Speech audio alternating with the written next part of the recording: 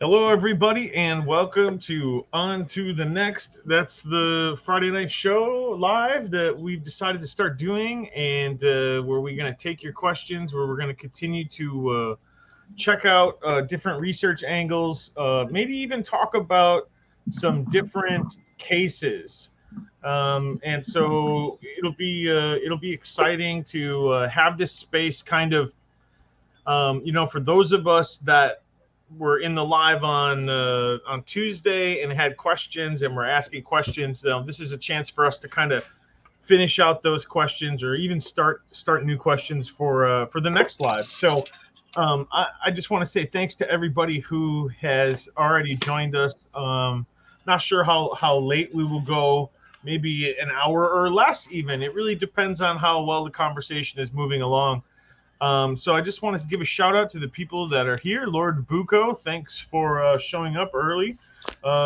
Gloria, member Gloria, thank you for coming. Jazz, Naz is here, saying on to the next. That's right. So and Kelly McAllion is here with us. Thank you for joining us, Kelly. Serena and Calf is in there as always. So oh, and Duke Juke is here. We got JD, Katie did it, and AC. So happy to have you here live too as well, ACV.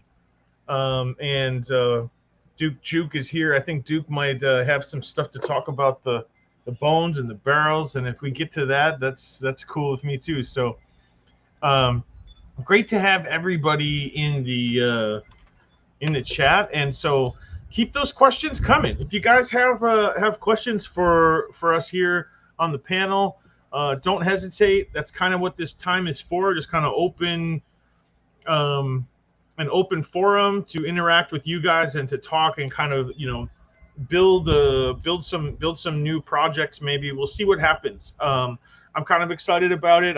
Sometimes I sit here on Friday nights and I go, oh man, I could be live right now. I got a YouTube channel. I kind of want to go and talk to those guys. I'd really like to check in.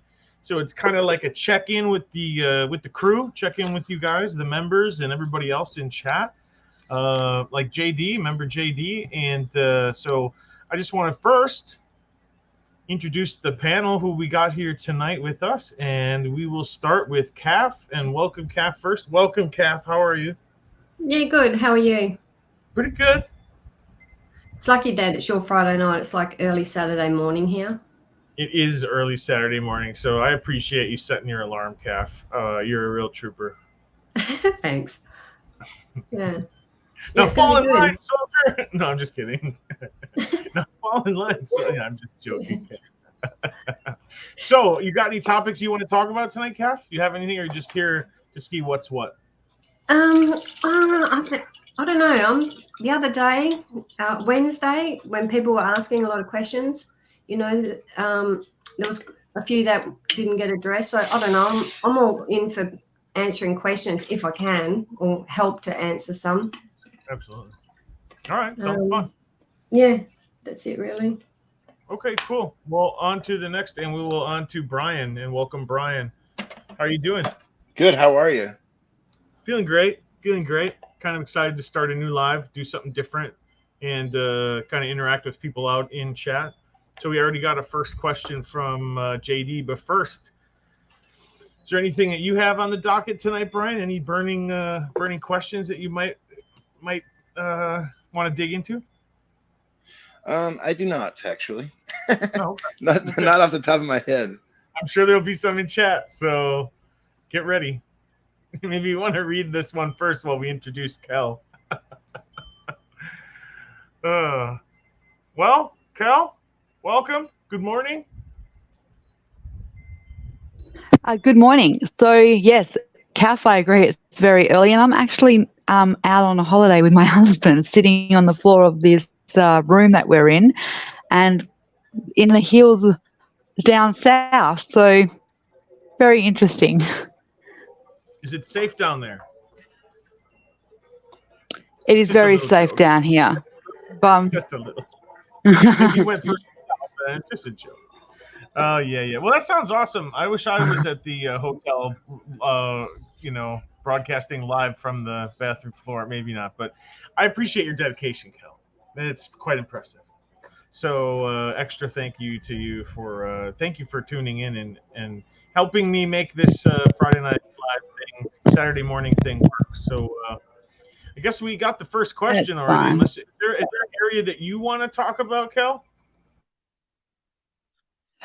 Listen, there's not really an area I'm more drawn to the next. I'm open for everything. I just kind of want to set a ground, being the fact that it came to my attention that I had someone from the last live go over to a certain group on another platform and write a paraphrasing our conversation actually, but there seems to be a very big misunderstanding on what we say. And listen, it's not their fault. The thing is, when we come live and we give opinions and we talk about certain areas of this, case, we don't know we only know as much as the next person. Like, we're not pretending that we know more than others. We're not pretending that we know what happened. We're here because we're a platform and we're a panel and we're a team and we're discussing things, and that's what it's all about. So if you guys think that we've maybe misunderstood something, or we're not articulating it correctly, or you guys are confused with what we're saying, ask the question. Just be like, what do you mean by that? Can you explain that a bit more? I'll be happy to either tell you how I got to that point, or at best kind of say, listen, it was just an opinion and I'm only basing it on what I know, but I can't be sure. And that is what the issue was. I was told that I was sent a screenshot of what this conversation was, and I do see that people stood up for me and said this has definitely been misunderstood. We watched the same thing. That is not what Kelly was saying, and that's pretty much the same thing. It was a misunderstanding. I thought I made it very vocal at the beginning. Pings in the area of the phone thing is not my expertise. I've not really dived into it, and I made it very clear that I wasn't sure what it meant. I was only going off what information is available to us, and that's all I've got. Well, hopefully Big Jeff is going to join us, and he has I would say, a better handle than anybody in the space on how cell phone pings work, and even my own presentation of what I understand it to be, is limited as well. So hopefully we can also clear some of that up with Big Jeff or other guests that are experts in the field. We're not just we're not the only people that know stuff, right? Like you said, like we have as much information as the next person, because there's nothing that we have that we haven't shared publicly. You know what I mean? Or we don't get our information from public sources, So I think that's a good point to bring up. But I think we can lead right into our first question, guys. And JD, and maybe this is just your personal opinions, but do you think one or two law enforcement, like, do you think it's possible that one person or maybe even two people know exactly what actually happened to Teresa, and the rest went about their role as normal? Like, everyone just kind of fell in line? I think that's what you're saying. I'll take a first crack at it, JD, and I will say, do I think? Think is, it's tough. I don't think I have enough information to take that step. I think that there's some circumstantial evidence that would lead us to say, God, there's something fishy going on over there. But we're yet to really have that. And I will tell you that my own personal opinion, and maybe this isn't popular, but I don't think that there was a massive conspiracy. I think if it was a massive conspiracy, it would have been exposed already, because too many people, loose lips sink ships, as they say. And so I do like the way you framed the question, JD, like one or two, maybe at most. Like that's all you really need. I mean, you need a couple officers that are familiar with evidence, or familiar with the situation, or familiar with the landscape, let's say the geography, the county roads, or familiar.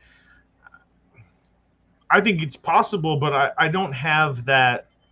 I don't have anything that allows me to go beyond that and say, yes, I think they did. I can see how it would be possible, but we really, I think maybe we're getting to a point, and maybe I'm not trying to bend your question too much, but can we prove in planting? Can we prove planting? Can we prove that there was funny business that is, beyond the pale?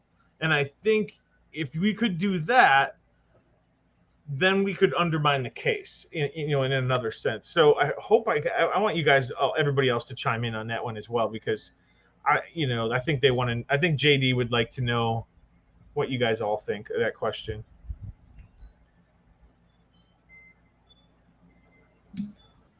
Oh, were you? Anybody? Yeah, Brian. Yeah, no, I mean, I have a hard time with like 300 people being in the know on a conspiracy for the same reasons that you said. I think somebody would have came forward by now. So like ever since I've like started following this case like 7, 8 years ago or whenever, like truly following it, because I did watch it, or not watch it, but I followed it in 2005 because of close enough to the area and that Stephen was all over the news and stuff like that, 2005, 2006, and whatever. But I got the same news that everybody else got at that time, so I really just kind of thought he was guilty. Then watched Ma'am and realized that, wow, there's a lot more to this than what we were told. And so then got into the case files and the trial transcripts and everything else, and then have come to the conclusion that, like everybody else, that is, well, should be listening to this anyways, that there's like a lot of crap going on here. You know what I mean? So, but so anyway, since that time, I've paid attention to like some of these other wrongful conviction cases and stuff like that. And it really truly is, in most wrongful conviction cases, even when there's not as much, corruption and goofiness that goes on in this one, it's usually about like one guy who's kind of the head of the investigation, believes in a theory or believes in a suspect and just goes full force, and then others follow. And I really do kind of think that kind of happened in this case too. I think Wiegert and Fassbender, whether they were being influenced by, Manitowoc Sheriff's Department or somebody else, I think they just kind of set their sights on Stephen Avery and then did what they had to do to make it fit. As far as the evidence, you really only need a planter, somebody to plant the evidence, and then you need to have the knowledge or the foresight to know that Eisenberg is a crook, and that she will assign the bones as human, and that Sherry Culhane and the crime lab will manipulate results of testing. And Buting brings it up in trial even already, and he's gone on since trial and said how, basically mishandled and corrupt the crime lab was at that time. And he brings it up in trial with how many of investigations that they had and stuff like that. So I don't think you need 300 people. Now, whether or not there's, so going back to the question, is there somebody within the investigation that actually knows what happened, one or two people? I think it's possible. I think it might be more possible that there's certain people such as Kratz, probably Fassbender, because you kind of need DCI, and then of course the prosecution, the district attorney that's going to prosecute the case. I think they know that Stephen didn't do it. Do they know exactly what happened? I don't know.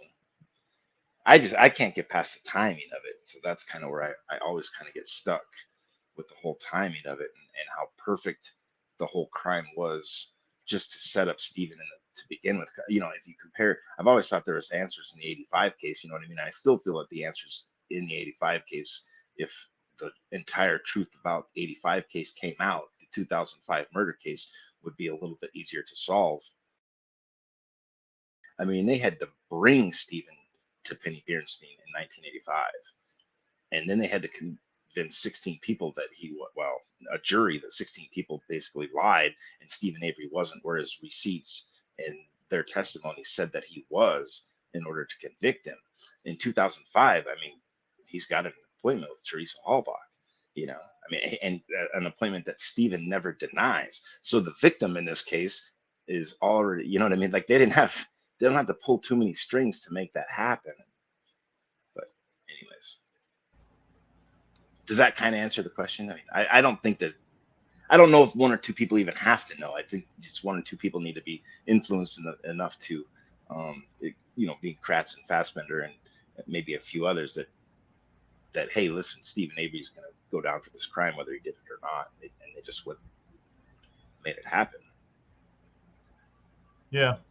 It is a tough question. I thought it was worth. I think it's one that's thrown out a lot. Like a lot of people are, it's a question that's pretty common.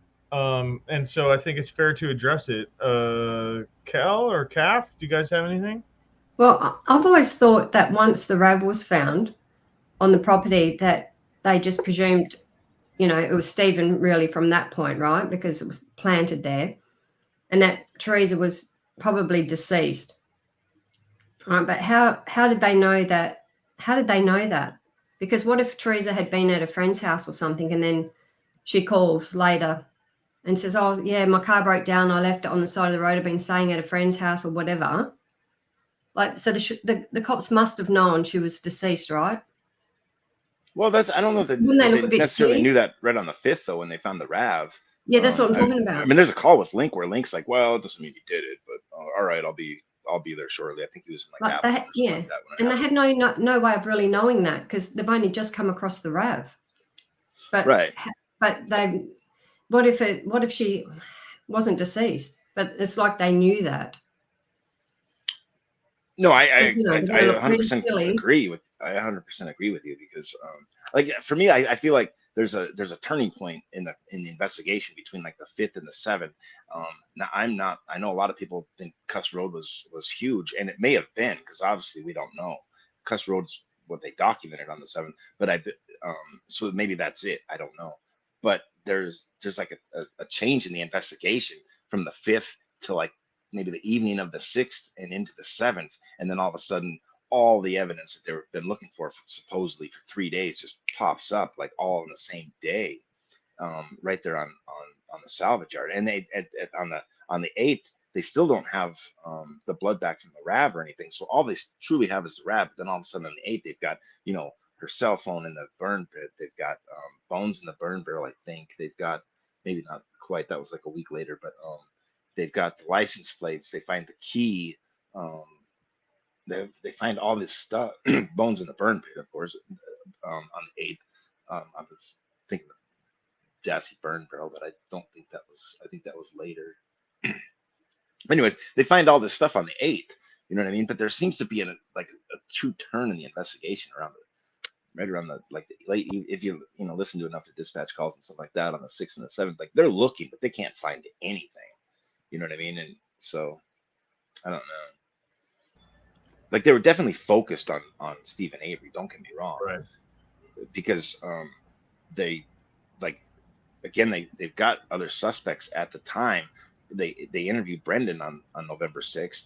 I don't know when. I mean, when is it revealed that Andres Martinez was actually at the salvage yard on those days? Again, I don't recall who said it first in that, but they arrest him on the 6th. They arrest Berg, the German. They arrest him on the 6th, and his wife was saying, "Hey, but again, I got to go through it back to the case files to see when she actually told Manitowoc County that they need to look at her husband for the murder of Teresa Hallback because he seemed to be goofy about it. Same with Martinez, but I know Brendan threw him out on the 6th already, so it's not like he wasn't a suspect." Well, even Duke said, "Have they got Stephen in custody yet?" That was on the 5th. Well, yeah, right. That was Jacobs, I believe. We can listen to that call if you want. Yeah. Yeah, because I don't know. I just can't get my head around the fact that they 100%, at least a couple of them has known to put that car there. Otherwise, they're going to look ridiculous if she's alive, right? Oh no, absolutely. They're going to look completely foolish if. Or what if we see? That's kind of my. Right?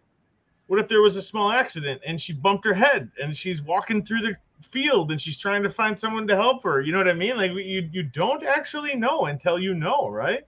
Yeah. It's really interesting. Yeah. Well, it's definitely a good question. It's almost impossible to know kind of Yeah. question to answer, because we'd have to speculate that this is, I don't know, how far does this go? Was it set up from the beginning, or did they see an opportunity themselves and take it? And I think I'm kind of where Kathleen is at this point. I think that, in my opinion, that maybe the killer did plant the Rav, and when they, because we're talking about a shift. When we listen to all the phone calls leading up, there's a lot of players in it that are making phone calls, and they don't seem concerned that Stephen had anything to do with this. There's this feeling that, you got Remika saying, he seemed like a straight up guy, like he was very cooperative. I personally don't think it was him. And that was on the morning of the 5th, just before the Rav is found. So unless we swing that around and go, oh, that's part of a build up to what they knew was about to come, they just want to soak online. Yeah, you can assume that, but it sounds quite genuine. Like, if you put it all together, you put it into a timeline, you follow it along, there does seem to be that they were more interested. They weren't just interested in Avery. They were really concerned about George Zipper too. There is a lot of phone calls that are talking about him and his demeanor, and knowing that they have to go back there and making jokes about how pissy he's going to be about it. So that phone call, although we reference it because it's got that significance to Stephen Avery, in its entirety, it's not about just Stephen Avery. And I think we always have to be that mindfulness about that. There was a tunnel vision with Stephen, don't deny it whatsoever.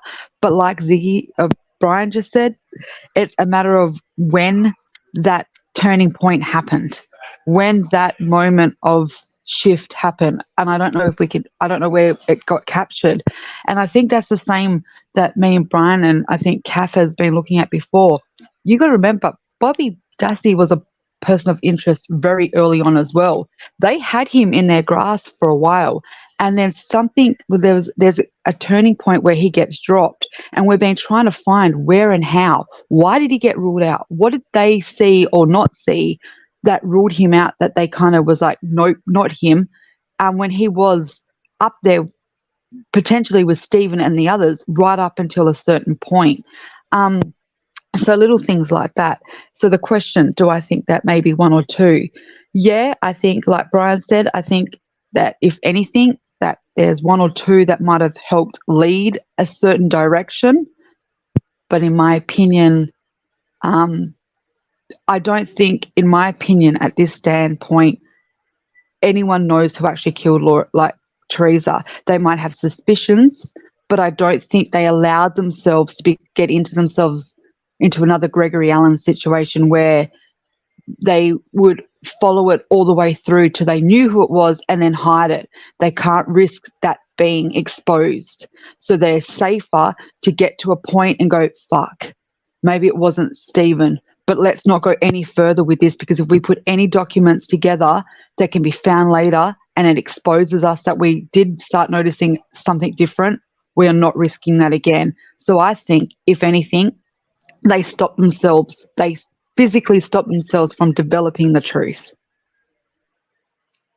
I guess Right. really No, absolutely. Because and like Dukes was saying, like Remaker thought he was innocent at first, and I think that's kind of what I was saying too. I think there's a lot of people that were investigating that did feel like he was probably innocent, and they were kind of looking for other suspects. But I feel at the same time that their hands were a little bit tied. I mean, because then I think the video of Baldwin going through Stephen's house and trying to collect shoes, I think that was also on the 5th. But like you say, they ruled Bobby as a person of interest, and then there's never anything official that rules him out. Chuck called Calumet County Sheriff's Department, I believe, on the night of the 5th, or maybe the 6th. But either way, he calls to see when he can go back to his house, and the dispatcher's talking to Sheriff Poggle, and Poggle doesn't even know how Chuck relates to Stephen Avery. He's like, oh, is that the nephew? And he's like, no, I think he's the brother. The brother? Oh, yeah, maybe. I don't know. Anyway, yeah, just tell him it's going to be a long time before he gets back to his house, if ever, blah, blah, blah. And it's like, how do you not know who Chuck is? You know, what I mean, like okay, you found the RAV on the Avery salvage yard. I understand if you're going to rule out, you know, Martinez or even Ryan Hilligus and Scott Blodorn at this point, that's fine. But we still got he hasn't really spoken to Stephen yet, so he's got like Stephen Avery would be a suspect still. Bobby Dassey would be a suspect. Chuck Avery, the owner of the salvage yard, would be a suspect. Earl Avery, and you'd think that it's not like there's that many people for Poggle to keep in the back of his head, you know, to keep straight at that point in the investigation as far as how Chuck Avery would relate to Stephen Avery at that. It's mind-boggling to me. You listen to some of these phone calls and it's like, what the hell? Like, how do they not know this? You know, it's craziness. Well, it's funny you bring up Chuck, because when I went back and I started looking at like some of the DCI reports and stuff, you know how the way they format it, they'll have their name and then it will have like, for example, Stephen Avery, you know, person of interest, POI, and then it has Bobby Dassey mentioned. So it kind of outlines all the names that are going to be appearing in the court and what part they're playing in the report. For a majority of the start of it, at least, Chuck Avery is mentioned as a POI at the start as well. That's right. So he was on their radar as well. Chuck and Bobby and Stephen, they were all POIs. They were all persons of interest at the very beginning. And that's the moment I'm thinking, what happened? How did we get from them being a person of interest to it dropping? And then I think I worked it out. It was the moment the blood result came back. From the 10th onwards, their names get taken off as POIs and Stephen has become suspect because that blood in the RAV has come back, the results come back, and it's positive to Stephen Avery. And when Kath was saying before about, you know, how do they know she was dead and stuff, and we were trying to, like, you guys were discussing the timeline, you got to remember they did have the RAV on the 5th, but before the 7th, before Cuss Road, what did they also have? They had as early as 10:30 on the morning of the 6th a positive presumption test for blood all through that RAV. Whether you believe it's Stevens, whether you believe it's Teresa, that's completely up to every individual that's following this case, but that's something that they had to work off. That's something that showed them back then shouldn't be blood in a car, in a back, in the front, in all these little areas. Something might have happened. So that could have been a turning point for them as well, going, hang on a minute, we have blood in the back, we don't know whose it is yet, we have blood in the front, no one's reported about her bleeding when they last saw her, so where the hell has this blood come from? And now it's come back, the presumptive tests are all positive for it being human blood. So that came next. So we have RAV, blood. That has created a scenario for them that something nefarious may have occurred. Definitely could be.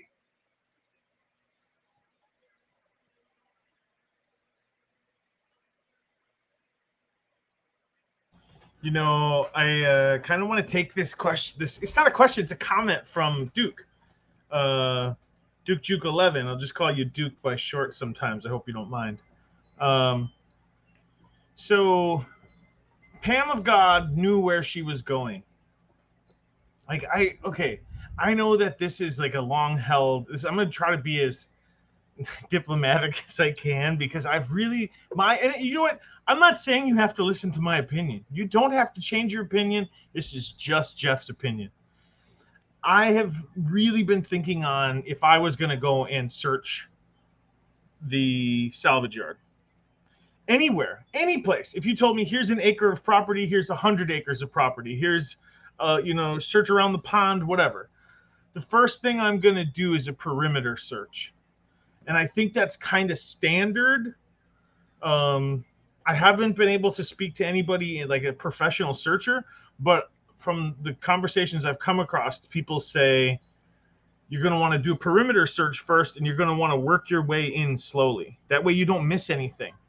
And then when you're done, you can work your way out slowly in a spiraling out manner to double check that you didn't miss anything.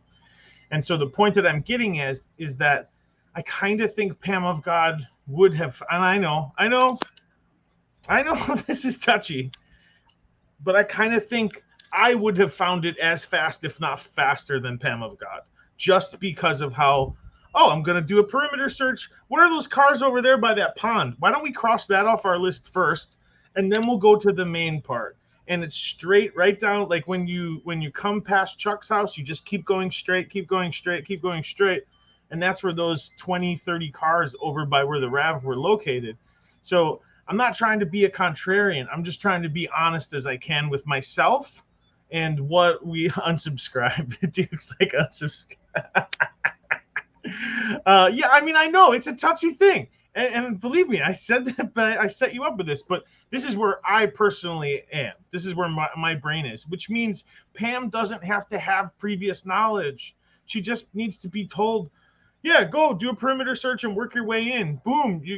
They know they would know she's going to find it. So I do agree that Pam of God's testimony is somewhat BS, but I just wanted to address it. Sorry, Duke. I didn't mean to offend you. I didn't mean to offend anyone else with long-held beliefs about Pam of God, but that's just my opinion. That's where I'm at. I don't know if you guys want to chime in on tell Jeff how absolutely wrong he is. Then here's your chance right now, guys.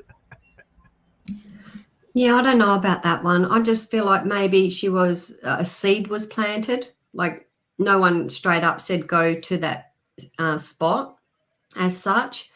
But I think maybe because she did go to Teresa's house that morning where Ryan was doing the search maps and whatnot, and I think Pagel was there, and I'm not too sure who else was there, but I'm thinking to myself, maybe someone sort of planted a seed and nudged an area for her to look, maybe in, subliminally or something like that. Yeah, I'm gonna agree with you on that, Cass. Yeah. There's like so much lead up to that too. It's not even funny. Like, I don't know. I mean, I think, well, it's hard to follow, but I think they were supposed to go meet Remaker, and then it was Wiegert was going to meet Remaker at the sheriff's department in Manitowoc, and they were going to go out and meet the searchers. And instead, before any of that happens, Pam finds the RAV. She's calling Pagel, and I mean, maybe you've got that call, but I mean, I feel like there's like a not a huge, but there's a significant difference in Pam's tone when she's talking to Sheriff Pagel, and then when she gets switched to Wiegert. I mean, Pagel's not asking about license. He's like, "Well, do you have the VIN?" And she's like, "Well, I've looked for the VIN, but no, I haven't seen it. But I really need to know." And then like she's all giddy and everything, like almost as if she just talked to Sheriff Pagel, maybe an hour before she left the Halifax is kind of my deal. But then Wiegert gets on the phone and I mean that kind of goes up in the air because Wiegert's kind of like calm and like, no, you like calm down, like, and he does ask, well, is there license plates? Is there this? And she's like, well, what about a Lemieux sticker? He's like, I don't know anything about a Lemieux sticker, but and then he's got to explain, where the VIN is. And she kind of she finally finds it. I don't know. This is weird, but yeah, I don't know. I mean, I understand what you're saying, Jeff. The perimeter search, I mean, it makes sense to an extent, but boy, if I'm looking for randomly and go directly to the middle of the pack of cars, or would you try to have some systematic plan? You know what I mean? So well, she was gonna come back on Sunday and Monday if she had to search every single one of those cars. So I mean, I would think she would just start in a straight line, But maybe you're right though. Maybe check the cars in the driveway first. I don't know. Anthony Hill just touched on something. He said, "Did anyone ever has anyone ever seen the map?" I was just thinking that too. I don't know that I have. No, I'm wondering if she did get one. I almost feel like there is one out there, but I didn't pay close enough attention. And it's just got I might be thinking. I think I'm thinking. Ryan made a map that we've definitely seen, but it's not the map he gave to Pam, is it? That you recall? I mean, we do recall Ryan's map, right? I just don't think that's the one he gave to Pam. Right. Well, I do want to take the opportunity line from the front of the salvage yard to the RAV. Right, straight line. Straight line, yeah. And then I'm going to take this chance and welcome Jack. Hey, Jack, welcome to. Thanks for joining us. Nice to see you. Hey, hopefully everybody can hear me on my iPad. I'm still waiting. Yeah, there we go. Can you hear me? Absolutely. Yep. Okay. What's up? I hope you don't smash it. Yeah, sorry, I went to update my computer. I had a critical update and a couple of recommended, and I thought, okay, no problem, got plenty of time. Yeah, right. It's still not done. It's still not done. No, it's like it's locked up. I don't know. No. Anyway, so I thought I'd jump on. Oh yeah. Absolutely appreciate you. Maybe you could talk me. You know, everyone's trying to convince me, Jack, that I'm crazy. You know, I think Duke said maybe that's unsubscribe from my channel. Like, I'm really backed into a corner here, Jack. I need a lifeline. I thought maybe that's why Jack joined. He was listening, and he's like, "Oh, I gotta say something."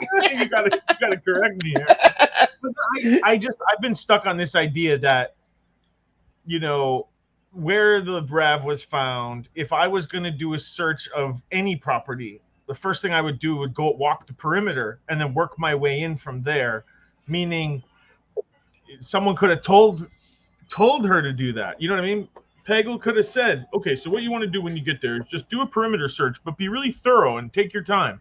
If you know what I mean? He did the flyover. He knows the area that they're interested in. So that's where I know I catch some flack for it. I catch some heat for it because it's a long held, you know, Pam of God, you know, she's a legend. But I just feel like that's where it wouldn't have taken me that long. I would have found it faster than she did because it's like the first area I would have crossed off my list. And I know that's controversial. So I don't know if you have any insight into that, Jack.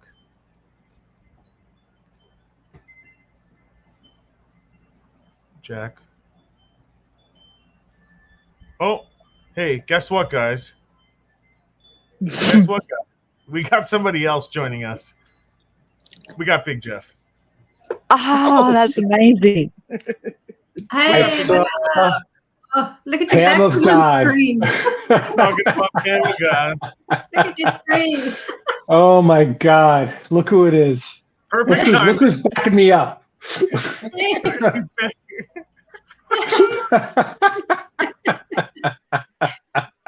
She just knew. She knew. She summoned me from my couch because I knew she was talking about it.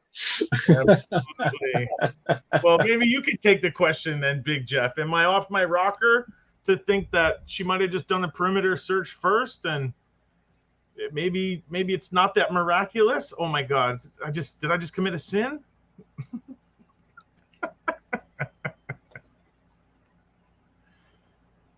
Big Jeff? Yeah. Oh, hold on. Yeah, okay. Hold on one second. Holding on. We have to play the Pam of God music. Okay, yeah. Get your music ready, Big Jeff. I want that Pam. PTM Fangirl backing me up. Okay. I need a second. Fangirl has backed me up a little bit. She's on with you, Jeff. It's not that absurd to think she might have decided to do the perimeter first. Okay. Well, and in fairness, real quick, I will say it does kind of help support Sawinskis' affidavit as well. Because if Bobby planted the RAV, obviously Pam found it in 20 minutes. And maybe that's exactly what she did. Jeff was walk around perimeter search. Maybe. I don't know.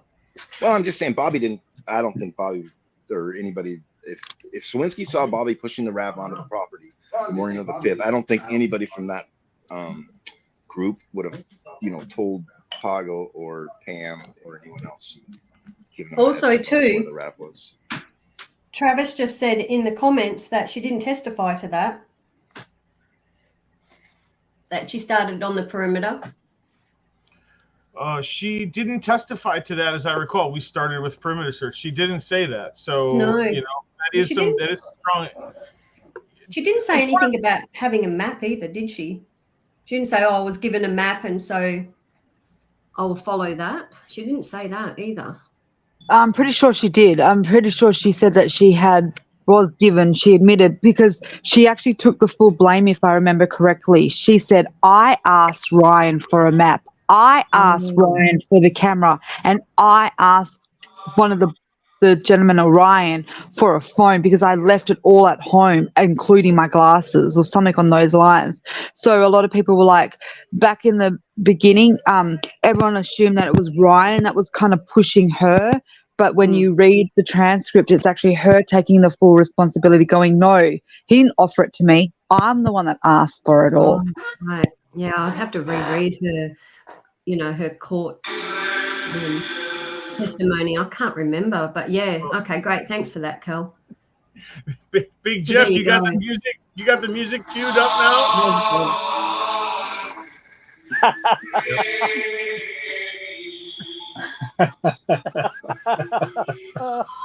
Oh my God! I guess that means that you're not in support of my. That's what music is playing at Calf's house. That's not coming out of my speaker. Come on. Oh, come on now. No, I mean, it's not worth getting in an argument about. I mean, I think it's possible that anything happened. I mean, I kind of, what I believe, I mean, anything is possible here. I believe that, sort of Pam got covered up. I mean, I totally agree with what Kel just said, that she testified at trial. Well, I'm the one who asked this. He didn't give it to me. I'm the one who asked for it. Yeah, right. Absolutely. That's what happened. No, I kind of think that she kind of covered up, and they covered their tracks very well. And that was one of them that they needed to cover. So that's what I think. But anything could have happened. I'm saying, did that happen? Yeah, okay, that happened. It's just what you believe at heart. I believe there's a lot of funny business, but what you say is true, that there's a lot of alternative possibilities that totally fit the facts and could be totally possible.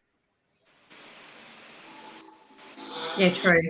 In my little conspiracy brain, I'm thinking, they're giving her a map, and it's it's a different map to everyone else's map. There was some different testimony at the pre-trial too. I was just gonna say,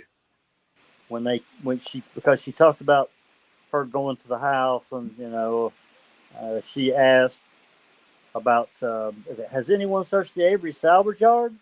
They're late already, and nobody's been assigned. Okay, whatever.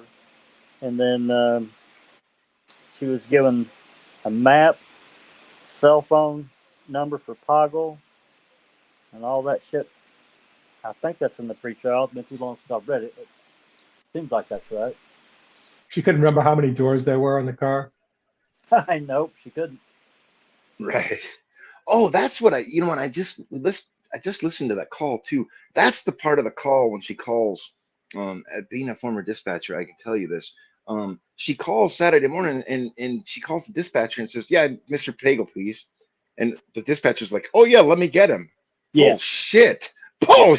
You don't get who gets the sheriff on a Saturday, first of all, let alone, I mean, there's like 12 questions that you got to ask before you even transfer him over to voicemail. Like we don't talk to the sheriff. That was something else I brought up a while back. I can tell you, out of listening to all the calls that I listened to, not one, except for another cop, got put through the Pagel. Not one that I can remember. Well, yeah. How amazing is that? I think you the just sheriff, said that. The sheriff's never in the office. Are you kidding me? Even if he's in the office, he's not in the office. You got to find out what you're calling about. And then the dispatcher transfers her to Puggle, and then a voicemail picks up, which is fine, except that then the dispatcher, I guess it went to voicemail. Is there something I can do for you? And then she starts explaining and then all of a sudden Poggle's standing there. I don't know if he's standing there. That's what I was trying to figure out. If he's standing there or if he's no, they call him. They go 801. That's right. The 81. Yeah, that's right. He's calling in 801, and then he calls in, or he just comes to the office because. Right. Well, him and Wiegert were at Hallbox to begin with, and they were together, and that's what I was trying to figure out if Wiegert and Poggle were still at the Hallbach residence, or no, I think they're back. They're at the dispatch center or whatever. It's all together there. Yeah, they sure sounds like they are. At the morning though, and in the morning, that's the same morning that Wiegert went to go check the fax number, right at Teresa's house. So when wasn't Wiegert there too with him? No, in the morning. Poggle and I don't remember. Somebody else was with him, but I don't think it was Wiegert. It might have been. Whoever it was, it puts the cops in the vicinity of the search party because they went to Teresa's house that morning. Right. At the same time the search party was gathering. Yes. Right, to check the fax number. Right. But it would have been very bad for the cops to have any involvement with that search party because all of a sudden, if you're an agent of the police and you need a search warrant, they needed to be completely independent. That's right. They had to be because they didn't have grounds to search the property. They didn't have grounds. That's not the right word, but well, if you're an agent of the police, all of a sudden you need a warrant, right? All of it, right? That's the thing. So you even hear people call up. This is a citizen thing. We don't have anything to do with it. Call Ryan. Right. Yeah, but talking about the search itself, and I'm not saying Jeff is wrong. I mean, it's an opinion, and everybody has a different view of how they look at how they would accomplish a task.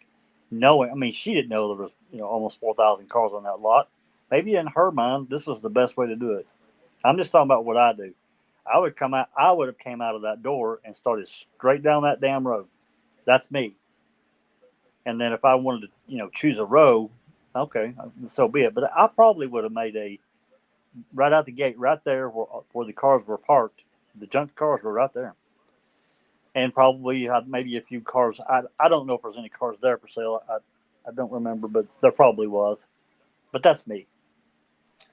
The thing that always hit me was we know that Earl Avery was not letting cars down there because it had been raining so much and it was muddy, right? That's right. So the car had actually gotten stuck. I don't know, that day or perhaps even the day before.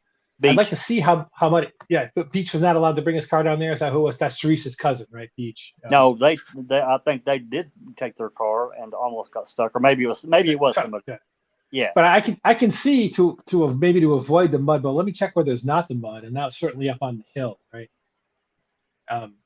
Where the RAV was. So I mean, there may be it could have been innocent, but there's just so much fishiness around it. With the camera and the telephone number and the map. It's a little bit straining of credulity to quote Kathleen Zone for me. But that's just. I'm with you. I agree, Big Jeff. I want to play that part, just this little part of Pam calling dispatch and how quickly they put her through. How quickly it's like, oh, by all means, the sheriff? Yes. So here we go. And she doesn't even say sheriff. She says Mr. Poggle, like she's a telemarketer or something. Yep, here we go. County Sheriff. Yes, is Mr. Pagel in, please? Sure. Well, please, I'll transfer. Sure, let me transfer you. but play it when he doesn't play it when it goes to voicemail, because somehow this dispatcher feels like it's important. I'm off that she doesn't even let her leave a message. She's going to take a message now. Pam had already called Poggle's number twice. Oh yeah. So, and she immediately gets put through. I'm sorry, I don't think so. No, hell no, not on a Saturday. Not any day, really, but I mean, on a Saturday, you don't even expect the sheriff to be there. Is what I'm getting at. There's right. like, you know what I mean? Like, well, you worked dispatch before, so you have a little bit of experience in this. Yeah, that's what I'm saying. The newspaper calls all the time, like every other hour. Hey, is there any news to that report? Is the sheriff in? Like, no, he's not. But they know better too, though. You know what I mean? They kind of try to get the dispatcher to slip up or something like that. But no, if there's any news, you got to talk to the sheriff, and then you got to leave a message and kind of make an appointment. He's not like. Even if he's even if he's just standing right there, I mean, once in a blue moon, if he's in a good mood and he's got nothing better to do and he thinks it's a 3-minute phone call and he probably wants to talk about his barbecue plans this weekend because he's probably going to barbecue with whoever's calling. He'll actually like, oh yeah, here, just go ahead and put it through. I'll talk to him quick. It's like, okay, but no, you got to put him on hold and man, it's just. Yeah, you don't just call up and sure, let me put you through. That's not how it works. She's found the RAV and she calls Pagel, and then but only like an hour or so before that, she's at Teresa's, and who else is that at Teresa's? Pagel. Well, she is in the business. I think Dietering. Duke said Dietering. Dietering sounds right too. I've seen it with Uyghur, but Dietering sounds right. I think Dietering and Uyghur would. And then Uyghur is made aware of it, and him and Remika race out there. Well, Remika was at Manitowoc. Uyghur was going to meet they were made aware of the RAV was found, but again, he never makes it. Head out there.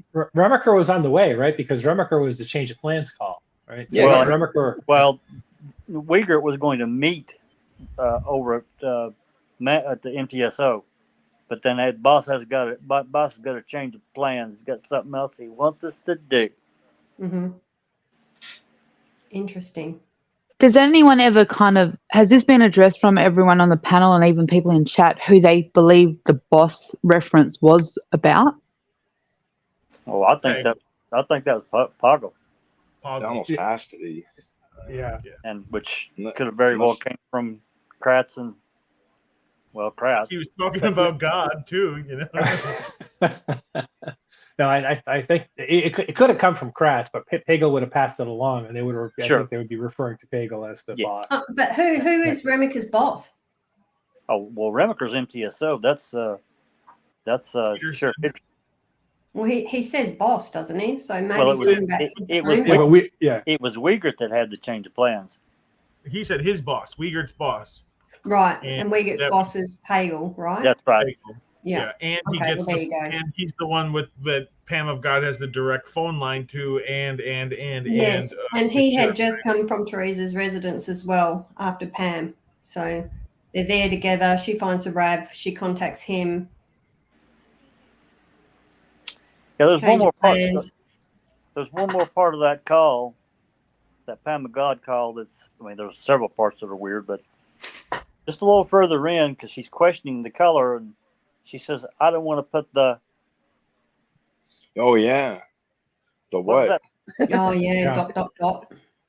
dot. Is right. And Wieger cuts her off. Says, yeah, I know, or something, right? Yeah. I know you need to deploy about 800 police cars, and I don't want to be it by accident, right?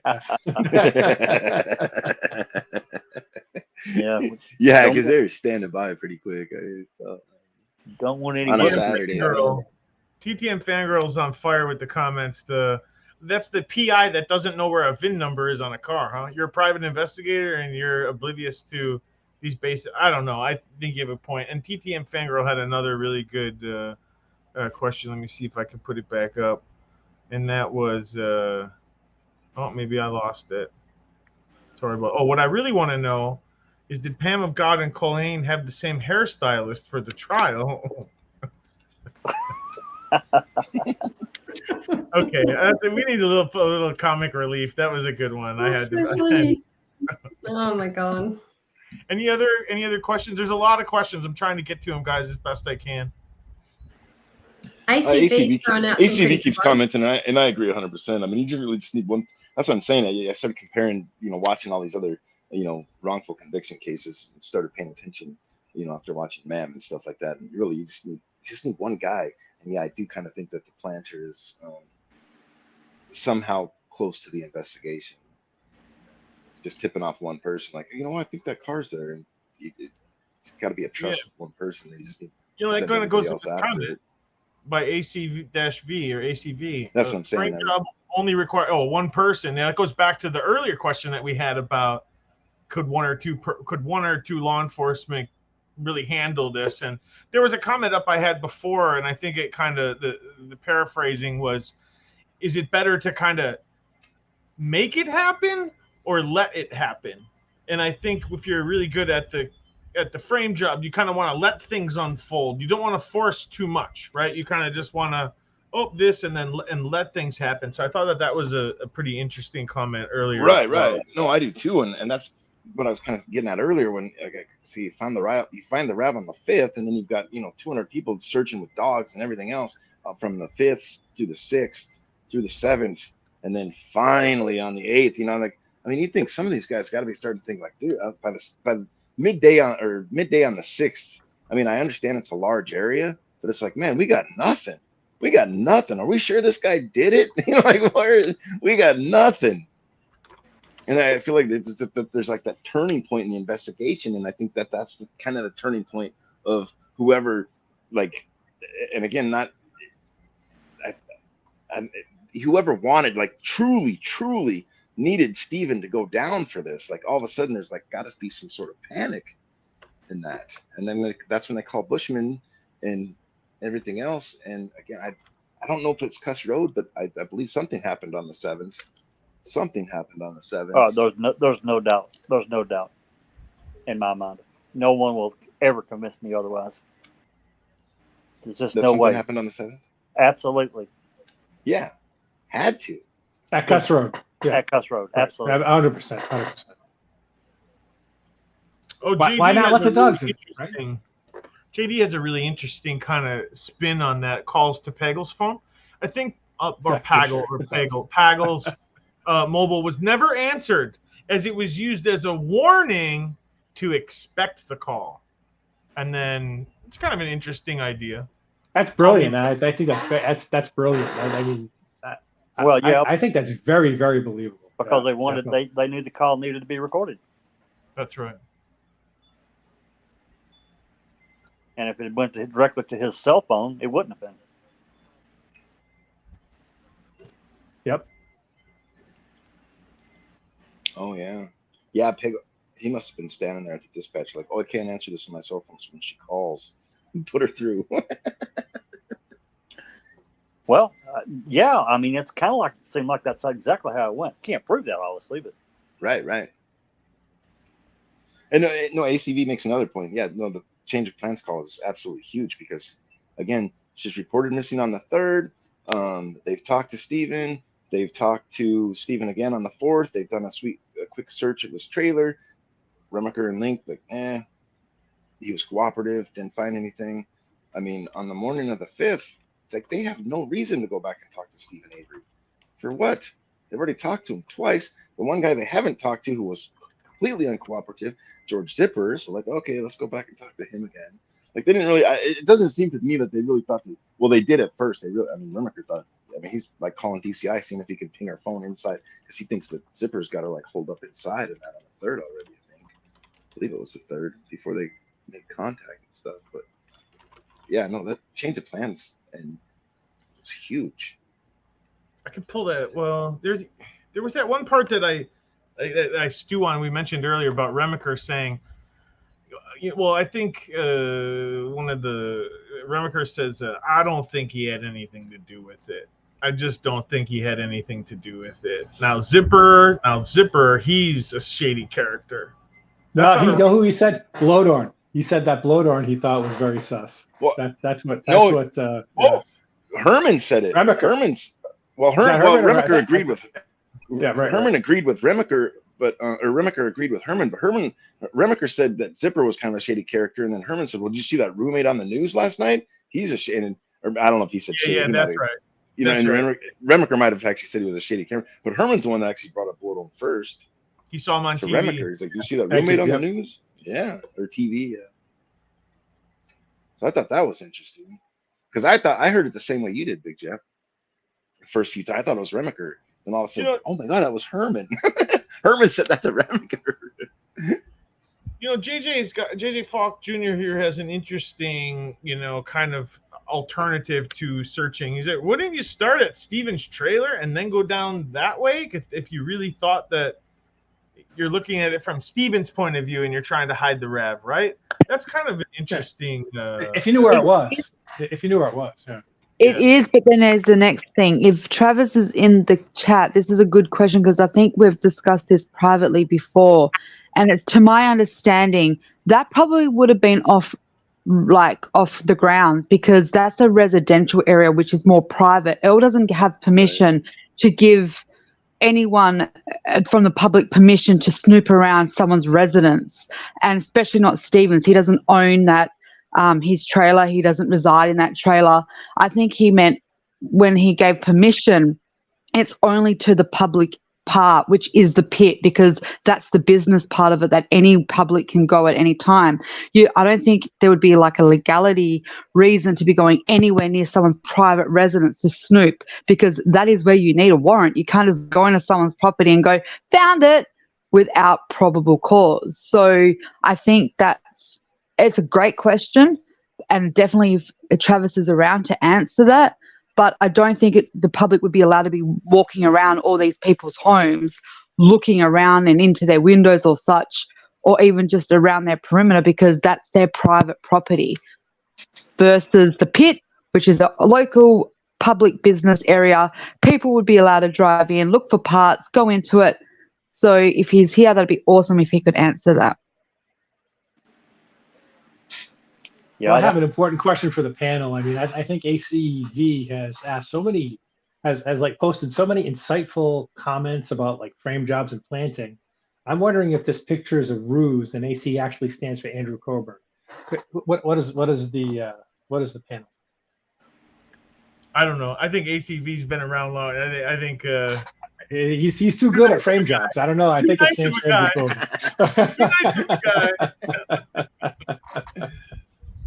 But the change of plans is a milestone in the frame job. I got that little. Let's hear a little portion of that because we keep talking about it, and I want everybody who's in the audience to kind of know this change of plans call. It's in Netflix. We played it before, but I got that part ready to go here. Let me know if you can't hear it. Amaker, baby. Yeah. Is it 323 or 373? 323. I can't remember the fucking rating. 323. Hey, kind of a change of plans here, okay? The boss has got something he wants us to do, okay? He wants us to go back over and re-interview Avery and Zipper again. And now that the search party is out there, he wants to ask them if they would allow us to have the search party come on the property and go through the junkyard. I never noticed that before. Did you hear that? I did. I've never noticed that part before ever. Oh my god. Okay. You got to remember, Cal, that the Netflix call is edited, right? I heard that bit. I just never heard the detail of that. I never really soaked in that detail. Like I've heard the entirety of the call because I'm one of the very first people that plays the devil's advocate that points out that there's more to this call. It wasn't just Stephen Avery, it's Zipper. But I never realized that he said, if you rewind it, the boss wants us to go back to the Avery Salvage Yard and Zippers, and he wants to know whether they'll allow the search party. That's right. I think she that's what I said. Her point. Oh no. Yeah. That's what I'm saying. They were supposed to ask for Pam, but instead, before Wiegert even leaves the office or wherever, can you guys hear me? You with me? Pam finds the RAV already. But how's the boss even know that the search party, because the search party supposedly already left, right? So how's the boss even know that the search party is going to the salvage yard? Yeah, that's no one else was going to the salvage yard. That's why Pam supposedly chose to go to the salvage yard. And the search party's already left. But yeah, now the boss says there's going to be some. Yeah, but don't forget, Pager was at Teresa's house when Pam was there with Ryan, and Ryan's giving her the search. Oh, I didn't forget. It's not clear that he didn't. Remember that. He's gone straight. Remember that Pam was late, and he's waiting for his little plan to unfold. Yeah, Kath, remember that Pam was late to the search party. It's not clear that Pagel's already gone by then, and that this wasn't sort of. But I mean that makes it even more nefarious, right? Yeah. Because he somehow knows that somebody's going there, and he hasn't been, So, but I don't. It'd be nice to understand that the exact timing just a little bit better, because she said she was there late. She said what time it wasn't. Paperwork of that. I'm going to have a quick look and see if I can find what time Pagel was at Teresa's residence. ACV, shout out. Thank you for the super chat, my friend. You are very too kind. I can't say enough about how much I appreciate that. Thank you again, ACV. Do you guys want to hear this again? Do you want to listen to it again? Yeah. Yes, please. Yeah. Start from the very beginning. Yeah. And listen to the detail of what he says the boss is saying about the search party. Yep. Yes, the part about the search party. We're all on the same page. Here we go. Amaker, baby. Yeah. Is it 323 or 373? 323. I can't remember the fucking rating. 323. Hey, kind of a change of plans here, okay? The boss has got something he wants us to do, okay? He wants us to go back over and re-interview Avery and Zipper again. And now that the search party is out there, he wants to ask them if they would allow us to have the search party come on the property and go through the junkyard. Since the search party is going. Okay. So if it's okay with you, we'll meet you over at your sheriff's department. And don't forget, this is also the second call. They had already talked this prior, and there was something else. Remiker wanted, whoever, I think it was Remiker wanted Wiegers confirm the number or something. Yeah. That's that's the part I've never understood either. Is it 3.7 or 3.2? Yeah, Oh, and it's 3.2. don't forget this. I need to correct this thumbnail that's up. It says between 9:30 and 10. This call is at 10:02 or 10:03. Okay, thank you. Yeah, So let it's me know. literally like 20 minutes before the RAV is officially called in. That's right.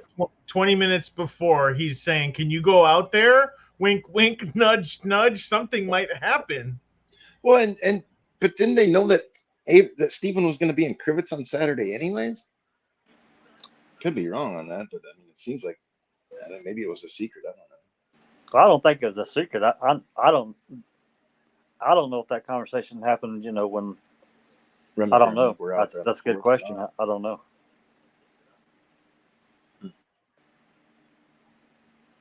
Because I always kind of wondered about that part. About how are they going to interview Avery? Didn't they know he was gone? But then I kind of think, well, maybe they didn't know he was going to be gone, but I don't know how they wouldn't.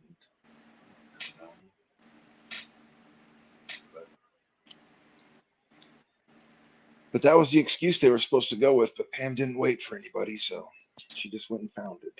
Damn her.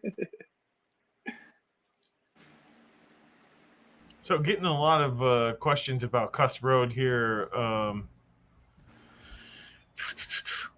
Question from Serena.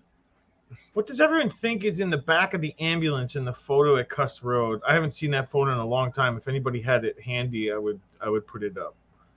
Anybody have a comment on that about what they think could be? I mean, I'd ask. I'd go back. Millbilly has a very interesting live. I don't know if he did a video on it. I know he did a live about it. And he has some officers who didn't sign in, or actually signed in but didn't sign out. Could have possibly left in the ambulance and signed back in. There's some definitely. Why in the world did you bring an ambulance there in the first place? We know the call that gets the ambulance there. I think that I don't think we know. So I just wonder sometimes if when they're talking about ambulance, if they're talking about their ambulance, which is actually a utility truck. So that's what I've heard too. That it wasn't actually an ambulance; it was a utility truck. No, it was an ambulance. There was actually an ambulance there. Actually, there were two. They call for it. You can hear Uyghur calls for it. There's a call. Yeah.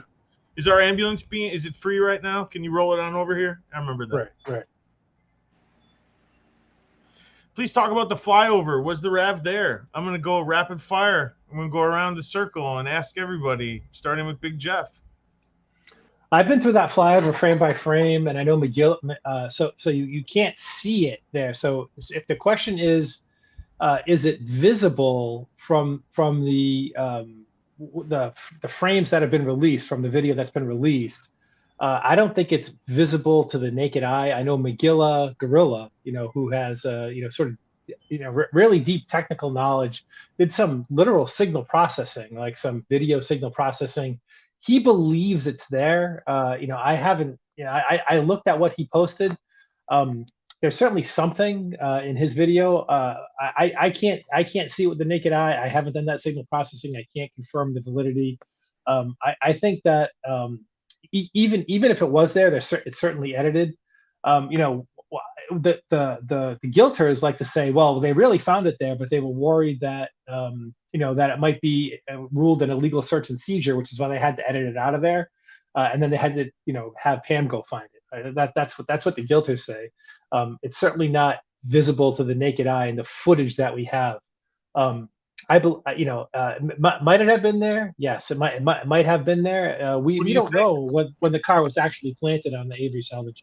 Well, I'm not in the business of accusing anybody. If you believe Tom Sawinski, then it was pushed on. It wouldn't have been there. What do I think? I'm not. I'm out of the business of making predictions. I know what I see with my own eyes, and I didn't see it in the footage with my own eyes. So yeah, I think it's a safe thing because I've changed my mind on this topic a couple of times before. So if I say today what I think, am I going to be still thinking that same thing in 5 months when I've re-examined it? I don't know. But we'll go over to Jack. Jack, what do you think? Was it there before? I don't think so, because look, they do a search from the air and see it, it's allowed. They can immediately get a warrant and go on the property. But if they've seen it on the property from the air, that is allowed. You can ask Travis about that. So, you know, I personally do not believe it was there when they flew over, when they did the flyover on the 4th. I think they would have immediately descended on that property. And let me ask you a question then, Jack, because I've thought on this a little bit. Yeah. And that is, what if they see a car that looks like a RAV4 on his property? They do what you just said and send everybody to go there and find out it's actually not her RAV. And they have to leave. And they have to leave Stephen Avery alone. That's right. They're done. And so maybe that's the risk, that they don't really 100% know. There's no license plate on it. Yeah, they can see it says RAV4, but she's not the only owner of a RAV4 Toyota in Wisconsin. So sure. I think that's the double-edged sword. If you sick everybody on it and it's not her RAV, you got to walk from Stephen. You're done. Hey, maybe that's why there was lights there on the night of the 4th. Maybe they did think that they saw something, so they went back to just make sure. Yeah, it could be. Don't know. You know, with that picture that McGilla did, you can't really see if it's the RAV or what's there. But what I do take away from that is that you can see that there's like a shade of bluey green in that corner where there shouldn't be that color in that corner of the screen, because there is no car there. But it's, yeah, okay. I'm not 100% convinced, obviously. Yes or no? Can you give us an answer or no? Yes or no? What do you think? Oh, the pressure. If you had to take a position, if you had to, like, you have to choose one. You don't have to. You don't have to. Are you pregnant? Are you giving birth? Quick! Somebody call 911. No pressure, Cap. No pressure, Cap. No pressure. Somebody call 911. No pressure, Cap. I'm going to say it was there. Okay, fair enough. You know, and then maybe they use that to their advantage to put the blood in it and things like that. No, went back the night of the 4th, like I just said. I think that sounds plausible. All right, well, we'll move over to Brian and ask Brian. That's just my opinion, anyway. I don't think it was there. I'm kind of with Jack. It's more like I don't think it was there because I think if because of the flyover footage, why like it was so edited, obviously. So even if they don't see it in the flyover, once Pam finds it, I mean, they can do just like we have all done and go over the footage and find the spot. And then, oh, wait, how do they just happen to stop right where the RAV was supposedly for a week, you know? I don't think it was there. I think they would have used it in court. Well, and not only that, Pam's story. I mean, not to say that Earl would tell the truth about everything, but he seemed to be in earnest. He told them, him and Fabian had been down there, and that RAV wasn't there. Yeah, and then him and Stephen were sighting in rifle on Friday, and they didn't see it either. Right. And I think they would have noticed that car. I did too. I mean, it's kind of like forest and trees for people that work on salvage yard, but I still think that they would have probably noticed it and be like, "Where'd that car come from? It looks pretty new." Right, exactly. That's the first sign. It's like this 5-year-old car sitting on a salvage yard. Surely they know if they have one or not, you know? Because there's only a couple of reasons why you have that new of a car sitting on a salvage yard, and then let alone covered with trees in the hood. The tire cover too, right? Don't forget the tire cover that says. Well, yeah. I have real issues with the tire cover anyway, but. Right.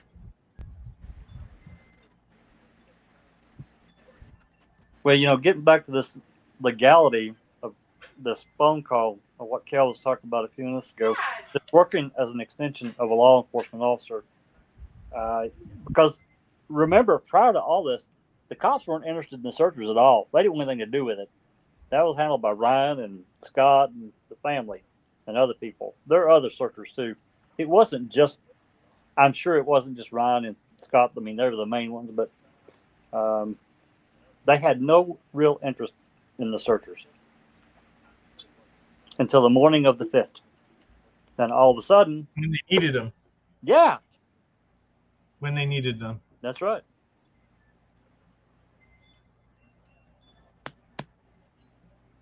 Kel? Well, that's why we asked you yet. We can't let Cal off the hook. Do you think it was Sure. there or not? I have to admit that I'm a little bit like everyone.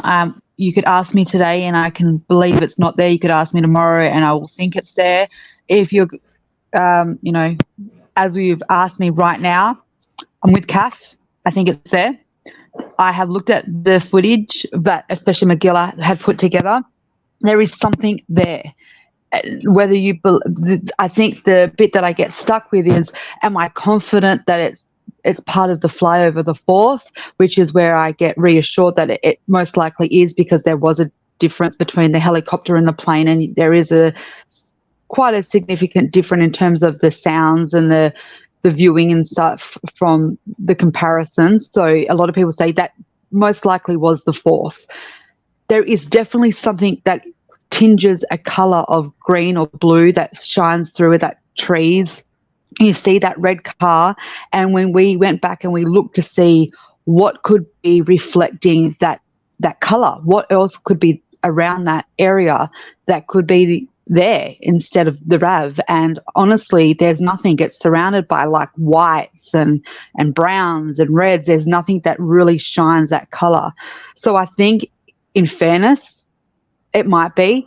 And I think that if we want to consider Tom Sawinskis as well, I think that it might have been there, because I really do believe that if we go back to his original emails, and he was pretty confident in those emails, he put that RAV going there between the 31st and the 5th. And he references the night of it being a school night because he had to get his kid to school, so he was delivering between 1 or 2. That's why he did them so early.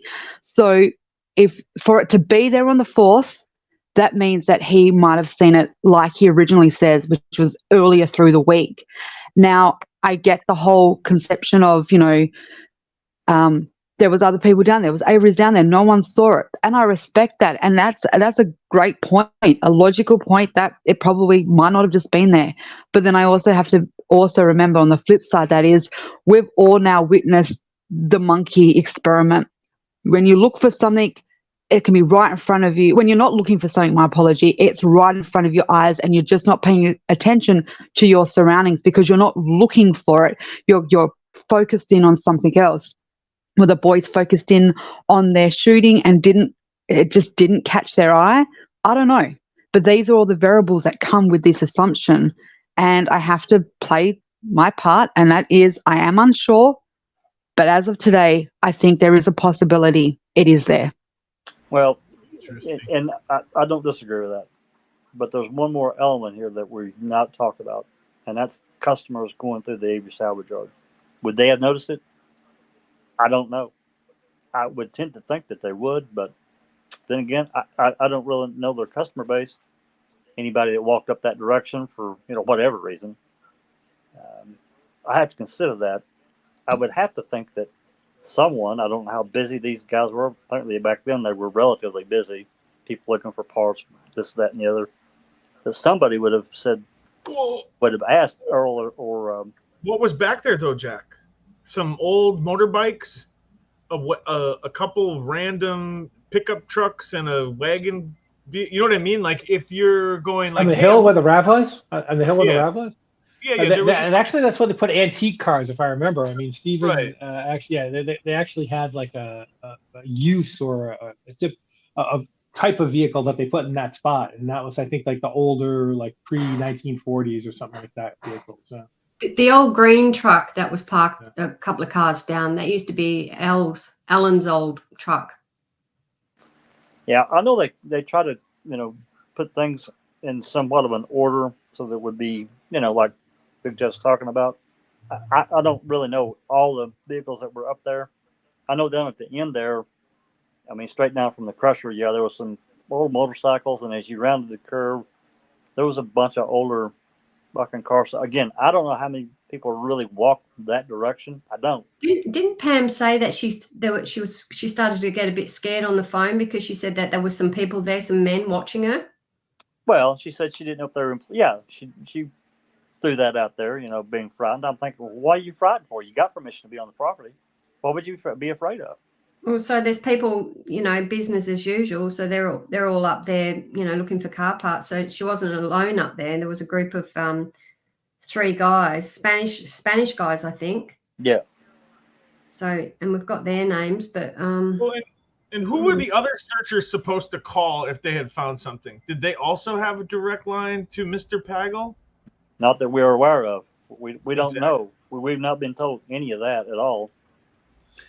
Travis makes a fair point. I'm sure Ryan did have the number, and he gave it to Pam. So maybe they're just gonna call Ryan if they found it. But Pam being in the business and all, asked for it directly. I don't know. yeah, there's probably like a group of so many, and then a leader of each group, and then the leader probably had a phone Ryan or was- had he the was phone number. But I'm just leader. thinking about the RAV where it was parked. If you look from, the sky down, you see all the cars are in a line, like they're all parked directly behind each other, a single file. And then you've got the RAV, and it looks like that red car's been pushed over. I can't help but think that Teresa's headlight got knocked out pushing that red car over to get the RAV in. But that's just something that pops into my mind when I think of it where it's parked. Yeah, there's another thing, and I'm not trying to change subject, but talking about the flower video, has everyone seen the work that Seeking Truth for Good did on that? Where that phantom image is in there?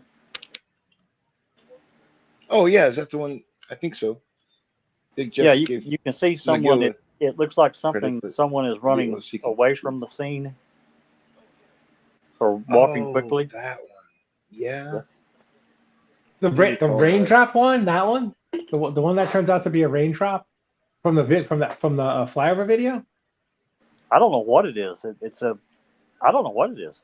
It's like. Is it from the flyover video though? Yeah. It's a raindrop. There's no doubt in my mind. I'm telling you. On the outside of the window, moisture. Yeah. Moisture on the. Okay. That's what I think. Yeah. Okay. I'll have to watch it. I don't think I've seen that. That was going around. I mean, that was going around what, like 5 years ago, something like that. Somebody said it's it was been like a while. I remember Bigfoot it, or but something. I think It's a raindrop. It was It went over my 2019, head. 2019 or 2020. I'll have to have a look. It was not the Holy Spirit though, Duke Troop. Yeah, if Pam had the Holy Spirit with her, why was she afraid? Well, I mean, it's funny. It's a good, funny point. But let's go one step further and say, if she's a private investigator, doesn't she have some training of what to do in case she's in a situation where there's danger? Like she acts like she says she's in the business, but her actions don't seem to mirror that, in my opinion. Maybe she was a private investigator that just took pictures of people meeting at cafes and stuff. Maybe she didn't ever felt in danger. I don't know I would like to know if anybody out there knows what cases was Pam of God actually involved in. Just following the case we're missing Big Mac, I think. I do remember in the beginning of Who Framed Roger Rabbit, there was a private investigator, and he was taking pictures of Hanky Panky, literally, because of their tunes. Oh, I love it. Let's take a look over at some more questions, unless anybody's got any questions that have generated. I did want to address one of Travis's comments that he put in the RAB, that he put in the chat, Jesus, regarding the fact that he didn't think that it might not have been visible from the air. Is that, did I get that? I mean, it's up a ways, I think, but it seems to me that there's some pictures from the Wisconsin State Police that I could probably dig up that were taken from a much different angle. I think from the flyover video that we have, sort of the angles that we have when the RAV would have been sort of up on the hill behind that pond.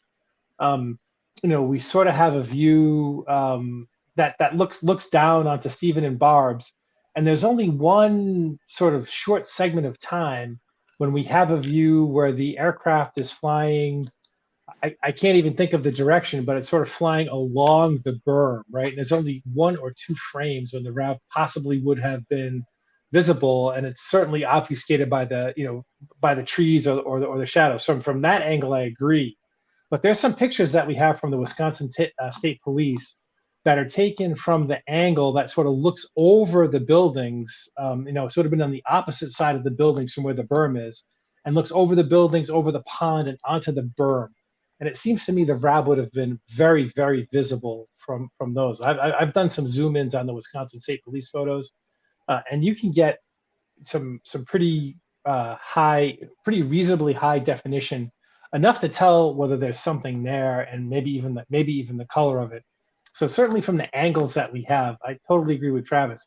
But it just from a different angle, from the angle of sort of off from Stevens, but where we'd have to look over the buildings, over the ponds, and up the berm. It just seems to me that you would be able to see something, especially being that it's winter and there's no leaves on the trees. And you can see a lot from the Wisconsin State Police photos, number one, and number two, they were up there for so long and they were so all over the Averys. Am I really expected to believe there's only 3 minutes of flyover video focusing on the Averys from November 4th? Am I really supposed to believe that? Yeah, exactly. Yeah. I don't at all.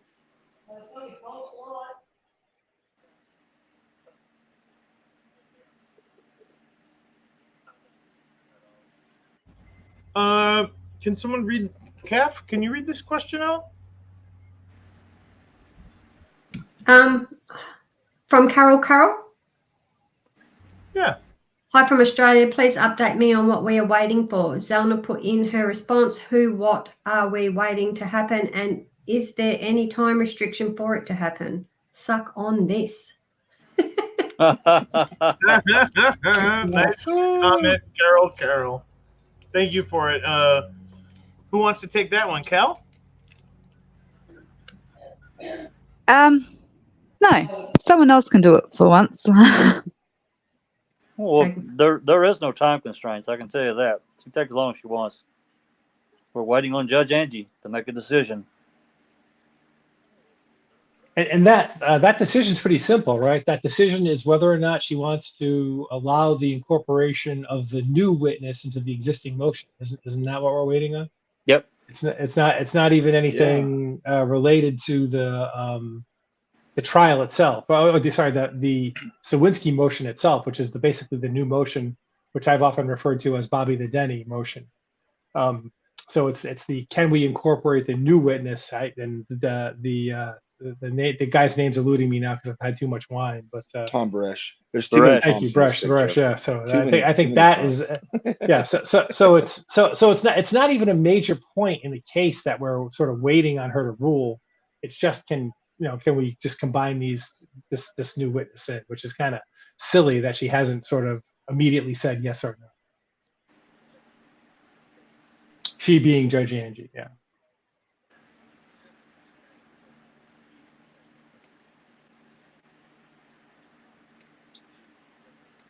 Well, I hope everybody out in chat posts up their questions here. I didn't expect to know how long we were going to go tonight. We don't actually have a number on that, but if we get a few more questions, and then we will probably wrap it up here pretty soon. So let's take some questions from chat or any kind of general inquiries that we have about the case or where we're going. I think the discussion's been pretty awesome so far, and I really appreciate everybody in chat chiming in. It's really made this really fun. So, as I said, on to the next, as we were calling this live, Big Jeff, we're borrowing your phrase, on to the next. So it's not just about this, it's about anything you guys want to talk about. So it's a lot more like chat driven and audience driven content. So keep it coming if you can, if you got those burning questions. I think there's been some really fantastic questions and some fantastic responses to those questions today. I'm not mad at you, Duke. In fact, I really am kind of interested in the work that you've done on the bones and the barrels and stuff, Duke. So sometime we'll be excited to hear what you've come up with. And maybe you can share some of that with us here. But I just hope you're not mad at me for talking about perimeter searches. I want, dude, Juke. I wonder if you have leveraged any of the research of our old friend moving on. That's what I'd like to know. She had done a ton of research on the burning barrels.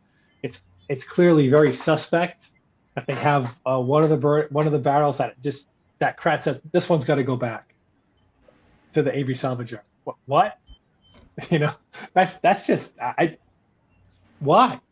I don't get that. And if you look across the whole thing, yeah, we know there were either 3 or 4 of them behind the Dassies. We don't even know that. One in front of Stevens, but if you start counting up the ones that are like in the deer camp as well, you get, you start to get up to like closer to 10 or 11 burned barrels, and who knows what was burned where. So, I'd love to see that research.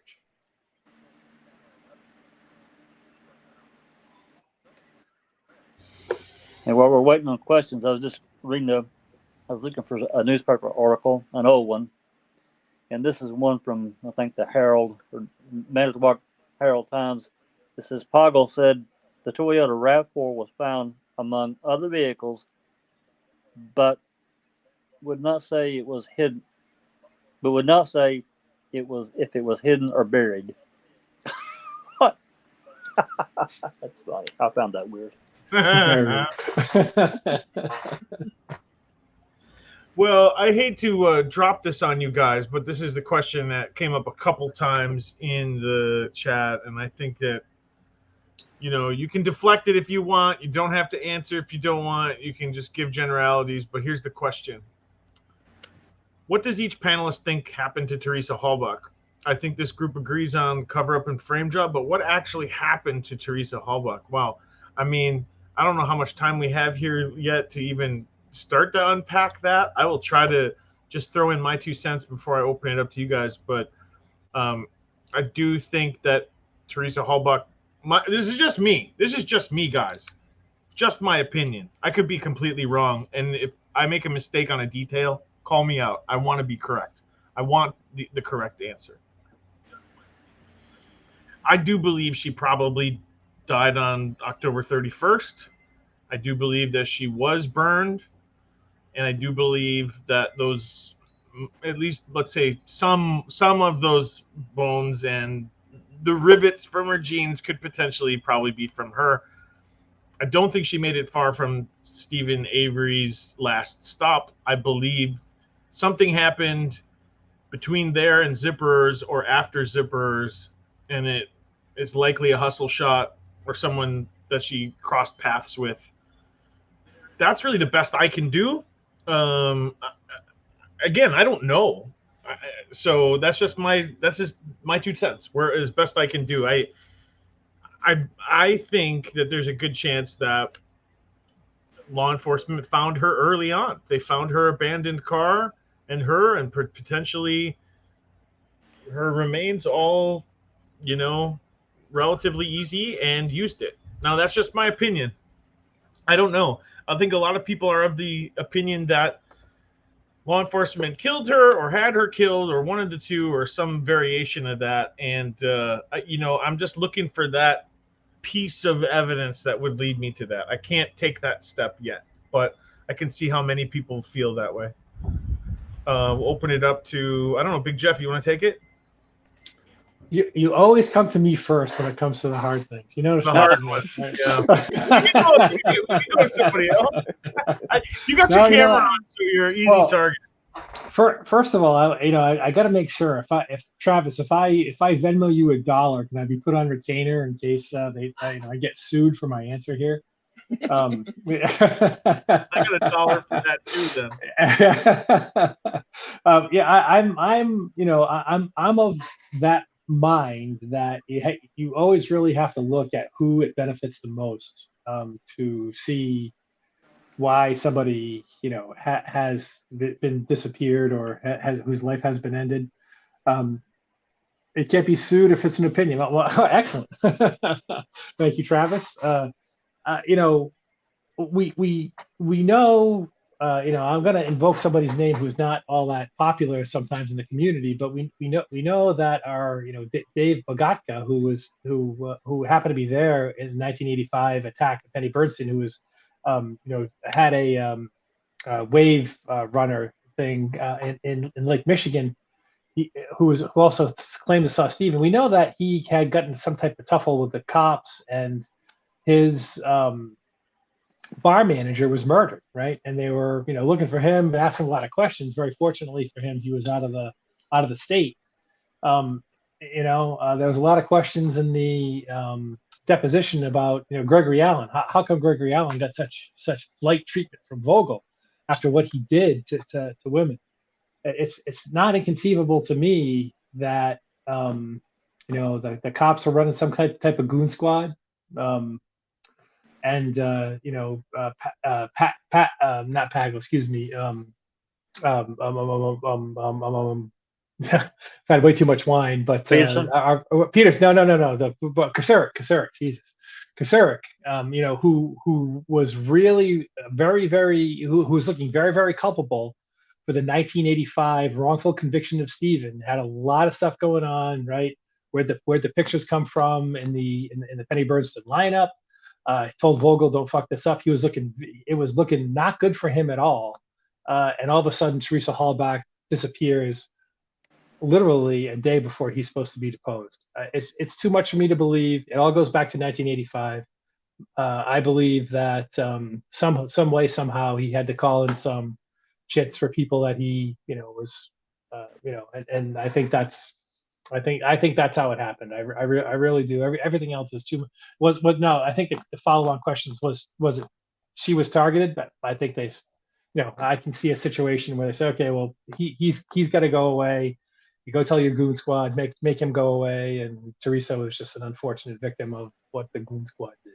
That's sort of along those lines. There's a billion different vignettes in that story. That's honestly what I believe happened. Okay. Just an opinion. I don't know for sure. Absolutely. Yeah. I mean, I think it's not easy to get these opinions out. So you guys are lucky that we're sharing our deepest, darkest opinions about all this stuff. Yeah. We're going to pretty much a yoga for the ageless. Yoga for the ageless. I fully agree. I know if Susan's out there, Susan is with me too. Absolutely.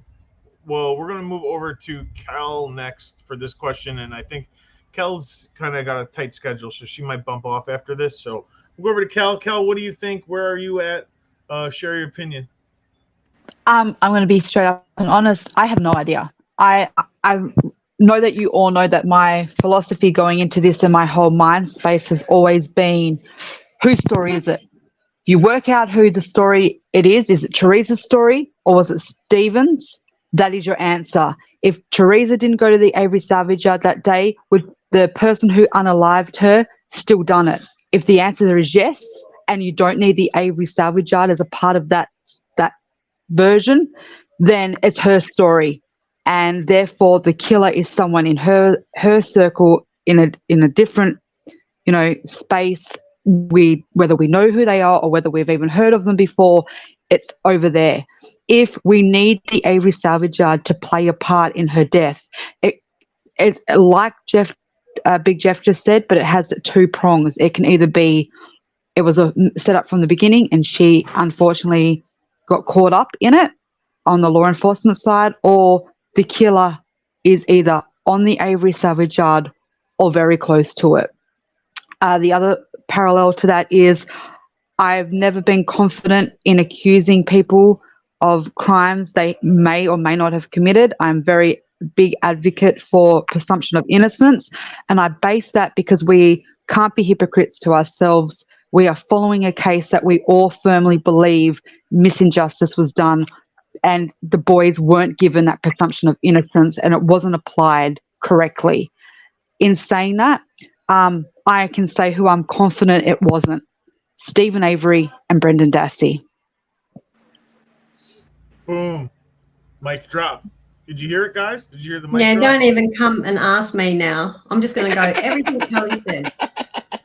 Everything Kelly said, I agree. I plead the fifth now. Well, is that your final answer, Kath? Yes, I totally agree with Cal. Okay. It's true. At the end of the day, you've got to say, is it Stephen's story? Is it Teresa's? Because both of them are going to be completely different. But the end result was the same. Stephen Unless it's ended the up in killer's jail. story. What if it's the killer's story, right? So we don't Yeah, know. well, what if it was some? Yeah, I don't know. What if? But Yeah. But yeah. All right, you well, know. we got left? Brian and Jack. So 1, 2, 3, Oh. 1, 2, 3, 1. Brian. All right.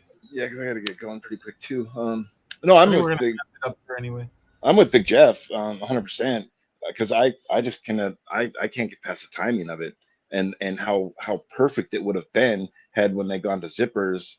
They said that Teresa came, around 1:30, 2 o'clock, because Stephen always said that Teresa came to his house between 2 and 2:30, and if Teresa's the last, if Steven's the last appointment of Teresa Hallbach, then they're probably not going back to Zippers on Saturday, November 5th, and that.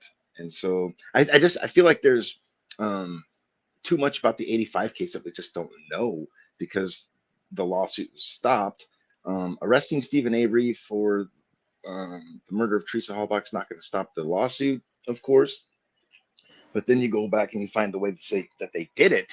They arrest, the depositions were supposed to resume on the 10th. They arrest him on the 9th. Poggle makes certain that Stephen's attorneys, Glenn, they were not allowed to talk to Stephen Avery on November 9th, basically giving them no choice but to ask the court to basically delay the depositions. And by the I'm sure Travis will back me up on this, but once you ask for that extension, the court's not going to put it on the docket next week. They've got to find it, so it's going to be 2 or 3 months out. And sure enough, in February, they just they settled the lawsuit because Stephen had to file lawyers. So there's a lot to kind of. I mean, I could go on and on and on about it, but I can see what Kelly's saying, as far as, especially with the movements and stuff like that. I mean, it could be someone close to the yard, but that's a big risk too. And that's sweet, because when ACV or somebody had said about the victimology, that's another thing. That's a big risk to not go through and truly rule out, Bobby Dassey and Chuck Avery and Earl. Like, they didn't really investigate them all that hard, and yet they're right there on the property. And if one of them kills someone else, or unalives someone else, a week or 2 or 3 weeks later, I mean, that's coming right back. And Stephen Avery's probably walking out of prison the next day, or they've got to drop. Where you look at the Gregory Allen, I mean, they can say whoever they want.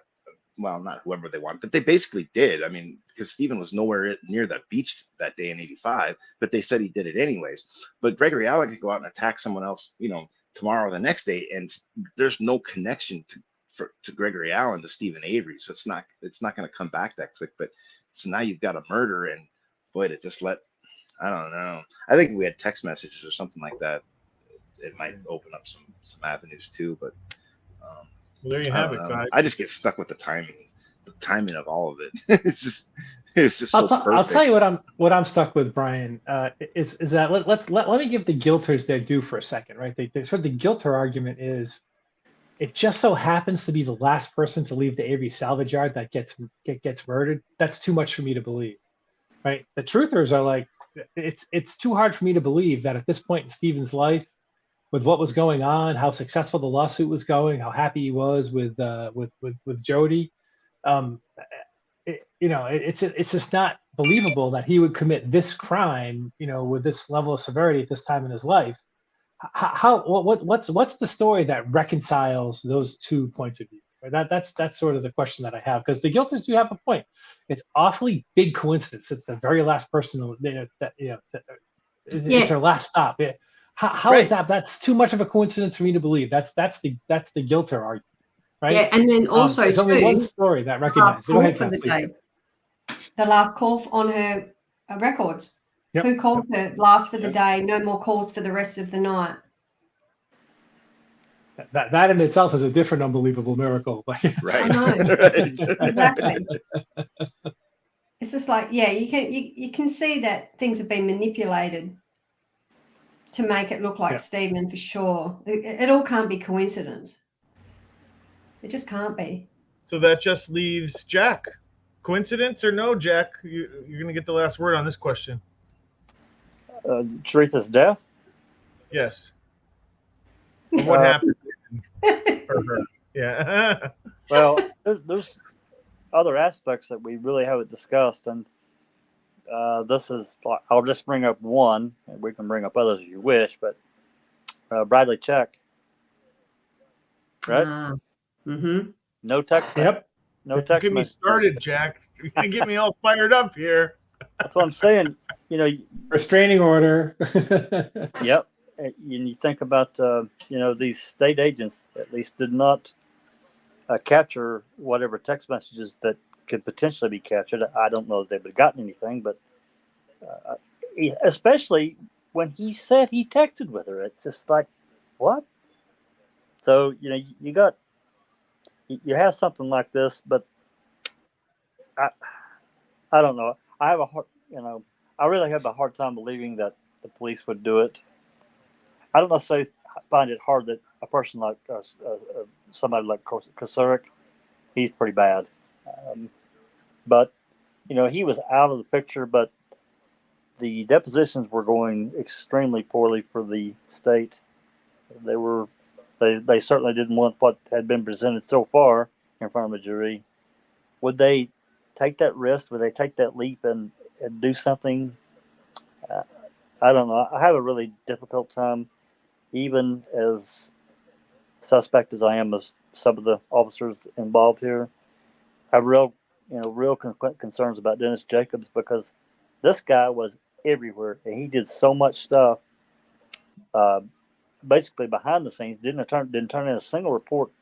Yet he's extremely active in this case, and there are others as well. Now, Remaker, to his credit, he did write many reports, and he also included some others. But some other guys, I mean, Jost wasn't even going to write a report over what he allegedly found in the burn pit. Anyway, I'm getting off track here. My gut feeling is this could have been. My number one suspect is Ryan. Everyone knows that. Whether that be a jealousy thing or some other situation where, he had come on to her and she told him to fuck off, or I don't know. Or she's like, I'm not interested in you. You're not a man, and pissed him off. I really don't know. My suspicion lies with him because he lied so many times, and he's in her tight circle of friends. He's in that first layer of people that are around her all the time. And I don't mean like as a lover or anything like that, but I mean him and Scott were still buds. He was over there a lot. So, and she had even said in an email to, I don't remember who, one of her friends, I think it was, she had noticed him checking her out, and I just, if it wasn't Ryan, I suspect this was probably a stranger killing. And I hate to say that, but because they're the hardest to solve. But at the same time, we have to consider what all was going on with the lawsuit. I can't drop that. I can't get it out of my mind. That's about all I got. Sorry for the non-answer. Sorry for the real non-answer there. No, I think it was an answer. I think that through all of our answers, that it was pretty well. Our opinions are out there now, right? With where we all stand, kind of. And AC, just wanted a couple more questions. We're going to kind of rapid fire. Do we know Teresa Halbach is unalived? I do think we do. I think that that it was established. I really do believe that she has passed. I don't know if there's anybody on the panel that disagrees with that. Then you should let me know. I would just say that for me, I believe Dr. Silkman, who is a DNA expert, and when he starts talking about the mitochondrial DNA, I don't necessarily follow it, but he's convinced of it, and that's enough for me based on his expertise. I also want to add in a little thing about the idea that Teresa Halbach would somehow fake her own death involved in all this, and I just think Teresa Halbach was too good of a person. I really do. I think she was a good person that would never be involved in something so nefarious. And that's the other aspect that that I think. I don't know if anybody thinks differently on the panel. Go ahead and shout out. Otherwise, we'll move on Yeah, no, I think the reason why people think that, I think, is because of some of the boons that befell the Hallback children. For example, Mike Hallback, who didn't really have a very good resume, gets this job with the Green Bay Packers, doing videos for the Green Bay Packers. He was completely I would have loved that job, Big Jeff. I would have loved it. This is just a shout out to Jukes' profile picture, but go Bears. Yeah. We don't care about the Packers over here, but go ahead. and Tim Hallback gets this partnership with this big law firm. I don't know if he's qualified or not, but it's sort of this great partnership as a law partner, a junior partner. I don't even think it's a junior partner, like a regular partner, sort of a little bit before you'd expect he'd be qualified to do that. But all this stuff happened like a year before Teresa went missing. So it's never about, in life, we know this. It's not about what you know, it's about who you know. The Hallbacks are a rich family. They got a lot of money. I think the Hallbacks are worth like on the order of $20 million. If they're not, I apologize. But I think they own this farm. They pull some strings, they get things done for their children. And I think that, people have used that. I even thought that at one time. And I apologize for that thing. I think that that's sort of the rich people doing good things for their kids. But I think that that's the reason why people think that, all these boons might be why, they were sort of paying for there. And I think there's also stories that Mike Hallback got married in Canada. And the biggest online suspect is this woman named Teresa St. John Crockett, who also owns a business called Photography by Teresa. Strangely enough, right? But I think there's been a lot of research, and I think even the most I don't think there's anybody credible who actually thinks that Teresa St. John Crockett is actually Teresa Hallback. So no way.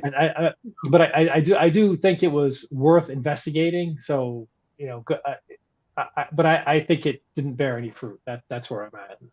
I think she's gone.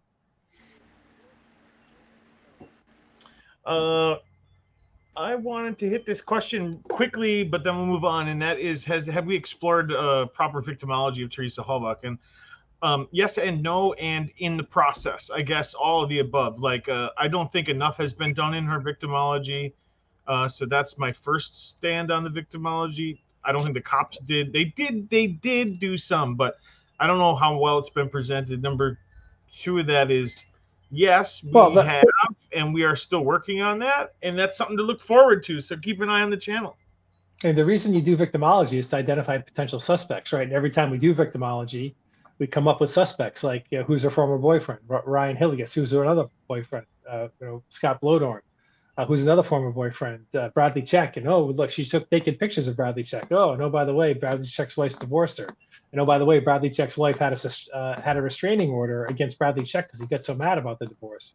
So yeah, victimology is important. I think, but I think the sad part is that the victimology has been done by the researcher community and not the police. And the most it can do is lead us to new suspects. She said she found her soulmate. I think we know that person's name. It's actually the brother of the current evidence or the current records person that in Manitowoc or Calumet, I can't remember. But they were in Calumet, but they left some time ago. Yeah, but so I mean, yeah, victimology is good. It would have been a heck of a lot more beneficial to Stephen if they had done it during the trial. For now, it's only going to point us to new suspects. My concern is that the real murderer is so far gone and the actual crime is so far buried. I'm not sure how that's helping us, but yeah, do the research, please. Yeah, and just to add to that, to what Big Jeff said, and without getting into the actual records, because I'll never release it, but Bradley Check has some serious problems. I mean, serious problems. And that's all I'm going to say about that. I don't know that he had anything to do with anything, but given that he did have contact with her and they did have this affair, and there were issues surrounding that, he has to be somewhat considered. And again, my number one, for me, it has to be Ryan, because why would he lie so much? Why would he do it? I mean, what is he going to get out of it? Right. There has to be I think that there has to be some motivation in my heart, in my mind, for him to do that.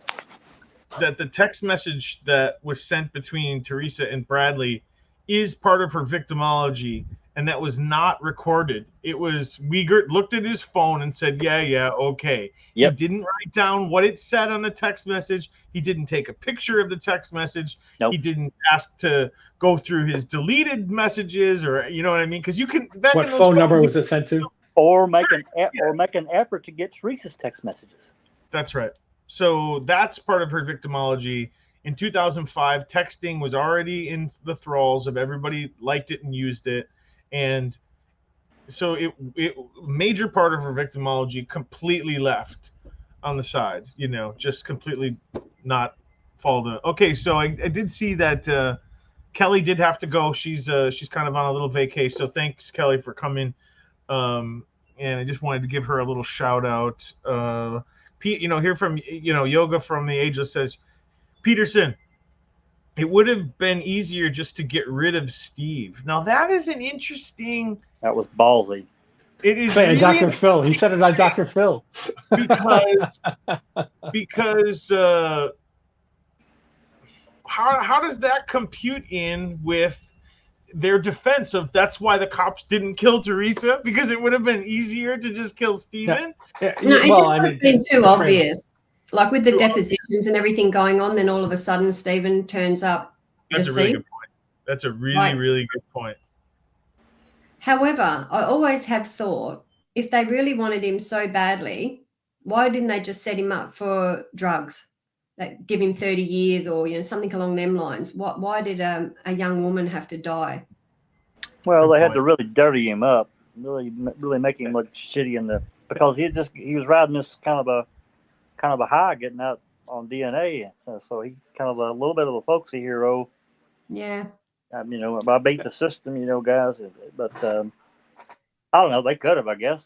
Kath. They needed a whopper, Kath, is my answer to that question. I mean, you're right. They maybe they could have pulled that off, but I think they needed a whopper. And they got it, right. I mean, just the DNA evidence, a dead girl. I know, but murder, like to murder an innocent person just to send him back to jail, it seems extreme. That's what Peterson said. Teresa, you know what I mean? Like I hear you. You can look at each and every one of the law enforcements, but at the end of the day, you have to say to yourself, are they capable of doing that? Like, how desperate were they? See, I don't think law enforcement killed her. You got to wonder. You got to wonder who Kosarek was going to throw under the bus, because Kosarek wasn't going to take the fall for it, and you got to also wonder. I mean, is there maybe a murder that he covered up for, as well as he covered up for Gregory Allen?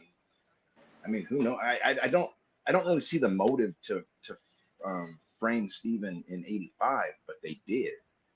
You know what I mean? So I just don't think we have the whole story on the '85 case, because the depositions were.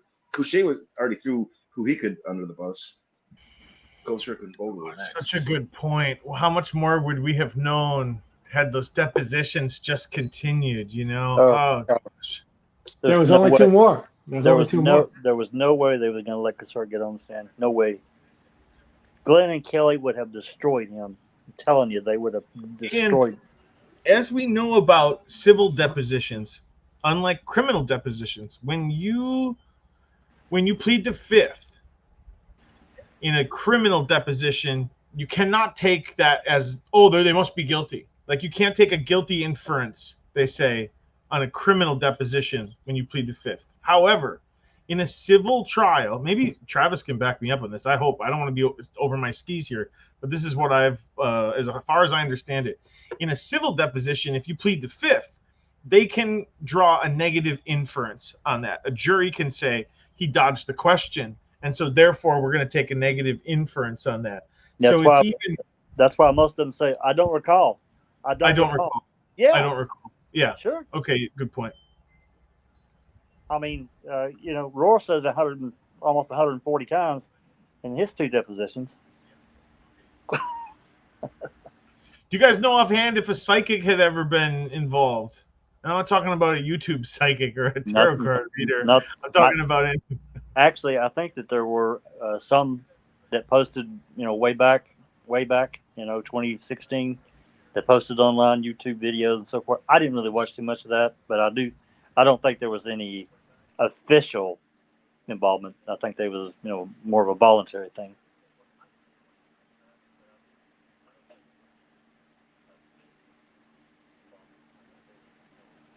Hang on, I'm going to read something out. Perfect. That ACV asked. I've just got to find it now. Hold on just a second. This is Kathy. If Stephen Avery is unalived, does that stop the lawsuit against the county, or can the estate continue to pursue the lawsuit? The family I think the family could have continued that, or could create a wrongful death lawsuit and continued it. Right. And that would stop the lawsuit?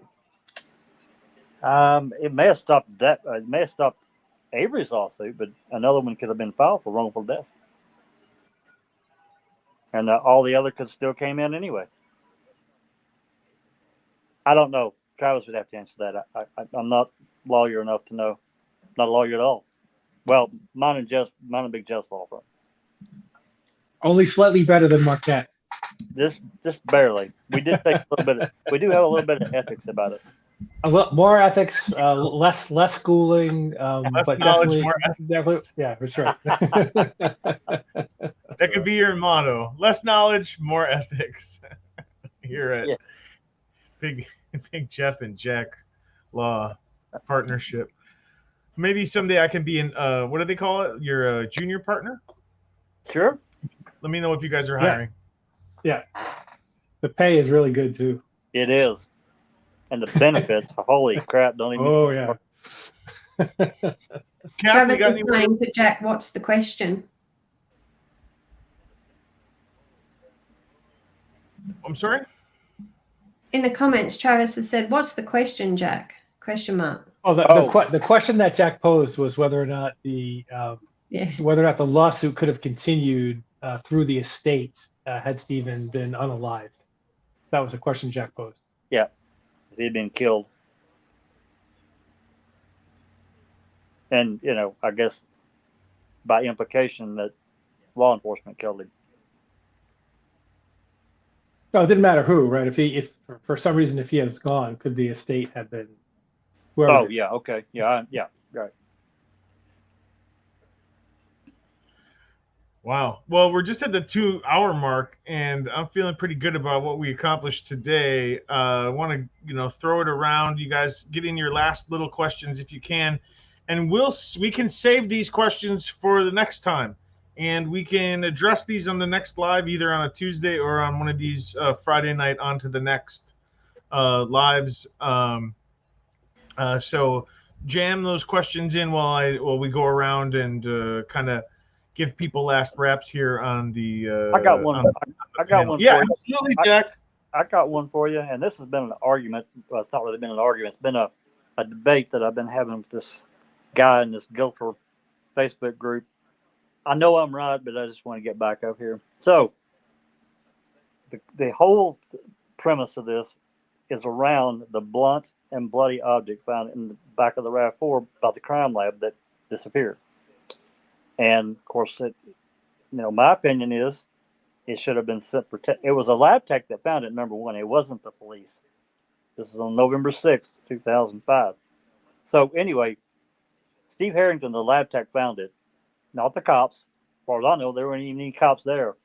This thing disappears. My whole thing was and is, it should have been sent for testing, no matter what. This guy says he's a lab tech. He says it's got blood on it. Well, okay. It could have other stuff on it too.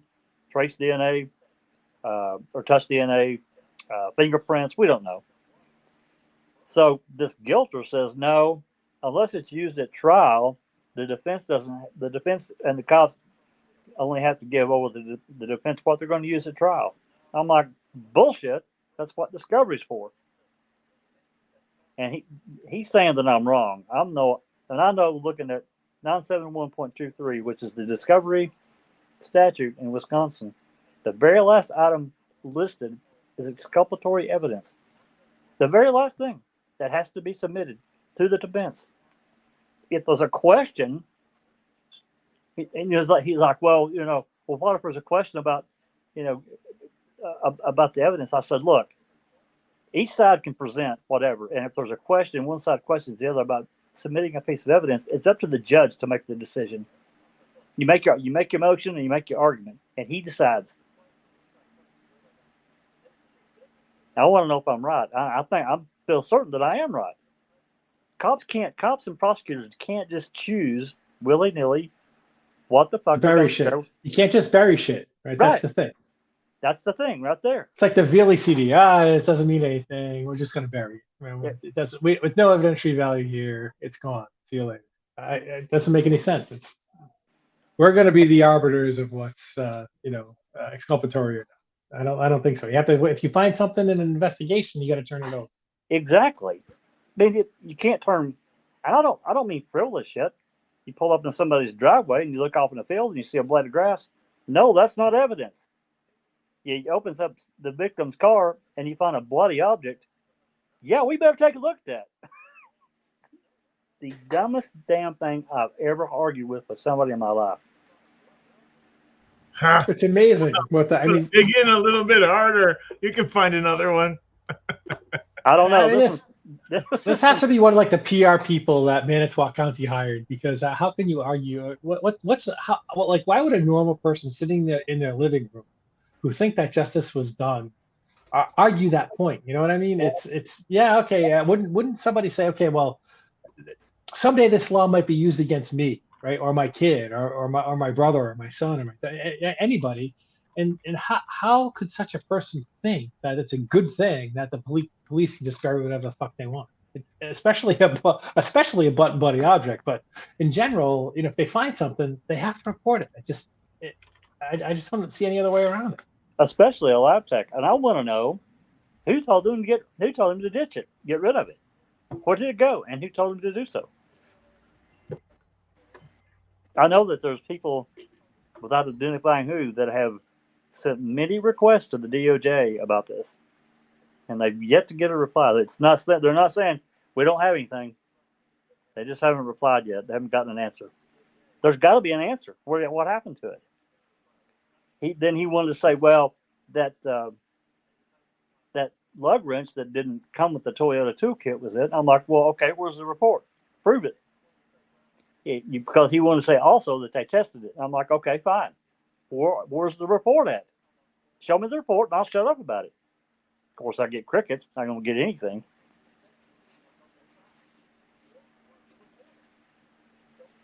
Well, you're going to get a lot more than crickets from me, I'll tell you that much.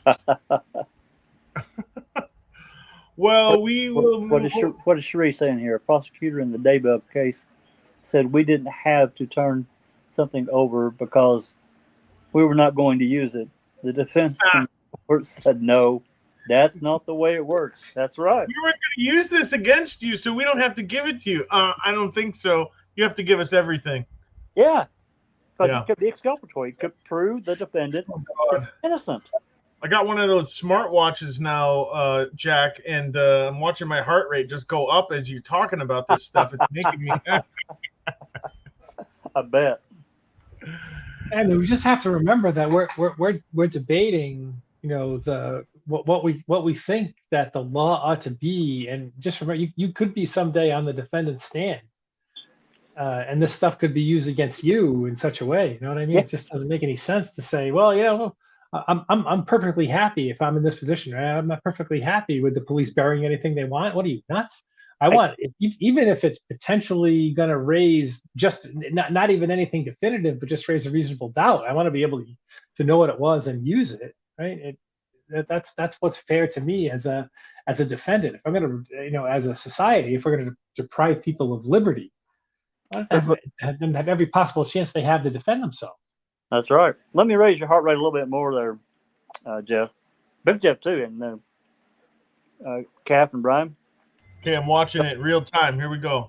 So another one of these guilters in this same Facebook group, there's a discussion about the burn pit. the burn pit. And of course, my argument is Sturdivant testified that he finds this pile of bones in the burn pit. That's his testimony. He looks up and, just whatever, I think to the north, and there's this pile of bones. If you look at Reese's November 6th, 2005 photo, there is no pile of bones in that burn pit. In fact, there's another photo where he's standing almost in the damn burn pit, and he didn't notice anything. He would have seen it. So my question is, where did the pile of bones come from? Either Sturdivant lied, or sometime after November 6th, somebody poured this shit in that burn pit. And they found, oh, well, look at it. Look what we saw here. It's November 8th. One of the two. This guy says, oh, well, I just believe in their testimony. I'm like, okay, so you believe a report other than anything. There's no photos. They didn't document the scene.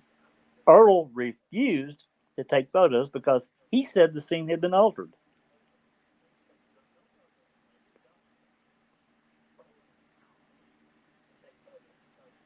So to me, it's one of the two.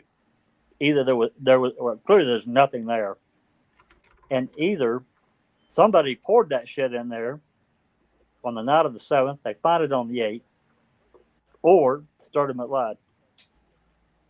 Right. Of course, I think that what happened was on the night of the 7th, some shit got shuffled around and moved from Cuss Road. That's what I believe. And they did find this pile of bones, this whatever. Absolutely. Well, who wants the next, this last wraps, as we're calling it? Big Jeff? Well, I'd like to thank everybody in the live chat and the panel. It's good to have a chance to interact with my good friend Kath, Brian, aka Ziggy. Good to see you here. And I think we had a lot more fun in the live than we necessarily have when we're recording our, the podcast, where we have to be a little bit more serious. Good to be able to do it on a Friday night because I don't like to drink on work nights. Hey. Actually, you can try and see. There we go. There's my wine glass. Stop it! It's Saturday morning here. You could put Bailey's in your coffee. Look, I'm just going to start acting like a French woman. Don't they have wine in the morning in France? Yes. Look, Kath, if you're going to drink all day, you got to start in the morning. It's that simple. Ooh, that's a T-shirt right there. If you're going to drink all day, you got to start in the morning. In the morning, that's right. And that's a fact, yes. Yeah, it's been a lot of fun. Sorry I was late, but finally, in the background here while we've been chit-chatting, I was able to finally update my computer. Hey, all right. Well, then when we'll be ready for you next time, then we'll be ready. Kath, what about you? Do you want anything to add into the wrap up? I want wine. Thanks everyone for coming, and thanks Cal as well, because she's still in the background somewhere there, hiding her earpods in her ears from hubby. And thanks to the panel. Thanks, of course, to the viewers. But there's just so many questions, and I just never want it to end. I just want to keep going and trying to address it all and chuck in some theories and all sorts of stuff. I just find it really exciting. But yeah, that's it really. Just thanks for having me, and appreciate you all. It's good to see so many people are still interested in the case. Yeah, absolutely. And the questions, I got to say, the questions are what kept us going to 2 hours and 15 minutes. So it's really driven by the audience and by the chat. So you just keep that in mind. Keep your questions coming. If we didn't get to it this time, we will try to get to it next time. Join one of the Discords. Shoot us questions. I have a spot in the Discord just for questions for the show. So let us know. We'll try to connect this show to the next show. And as I said, the idea for on to the next is on to the next, right? We want to get to the next thing. And so that might even mean opening up to some other cases at some point, or down different avenues that, Big Jeff kind of wants to talk about some other cases. I know here's the music. Let's lead it.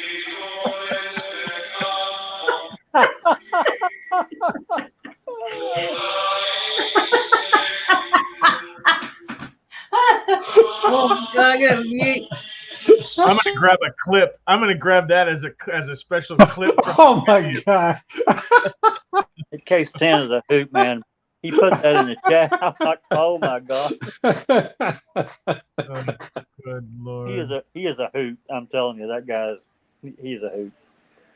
So yeah, we'll be back on the 28th to do another episode of On to the Next. And unless anybody has anything to add, it's just been a lot of fun. I thought, oh, if we went for an hour, that would be good. You know, like I don't know how many people are going to show up on a Friday night, but you guys really showed that this is a time slot that's going to work. So for Big Jeff and Jack and Brian and Calf and Kel, this is Jeff Jones saying this has been On to the Next. Good night, everybody. good night.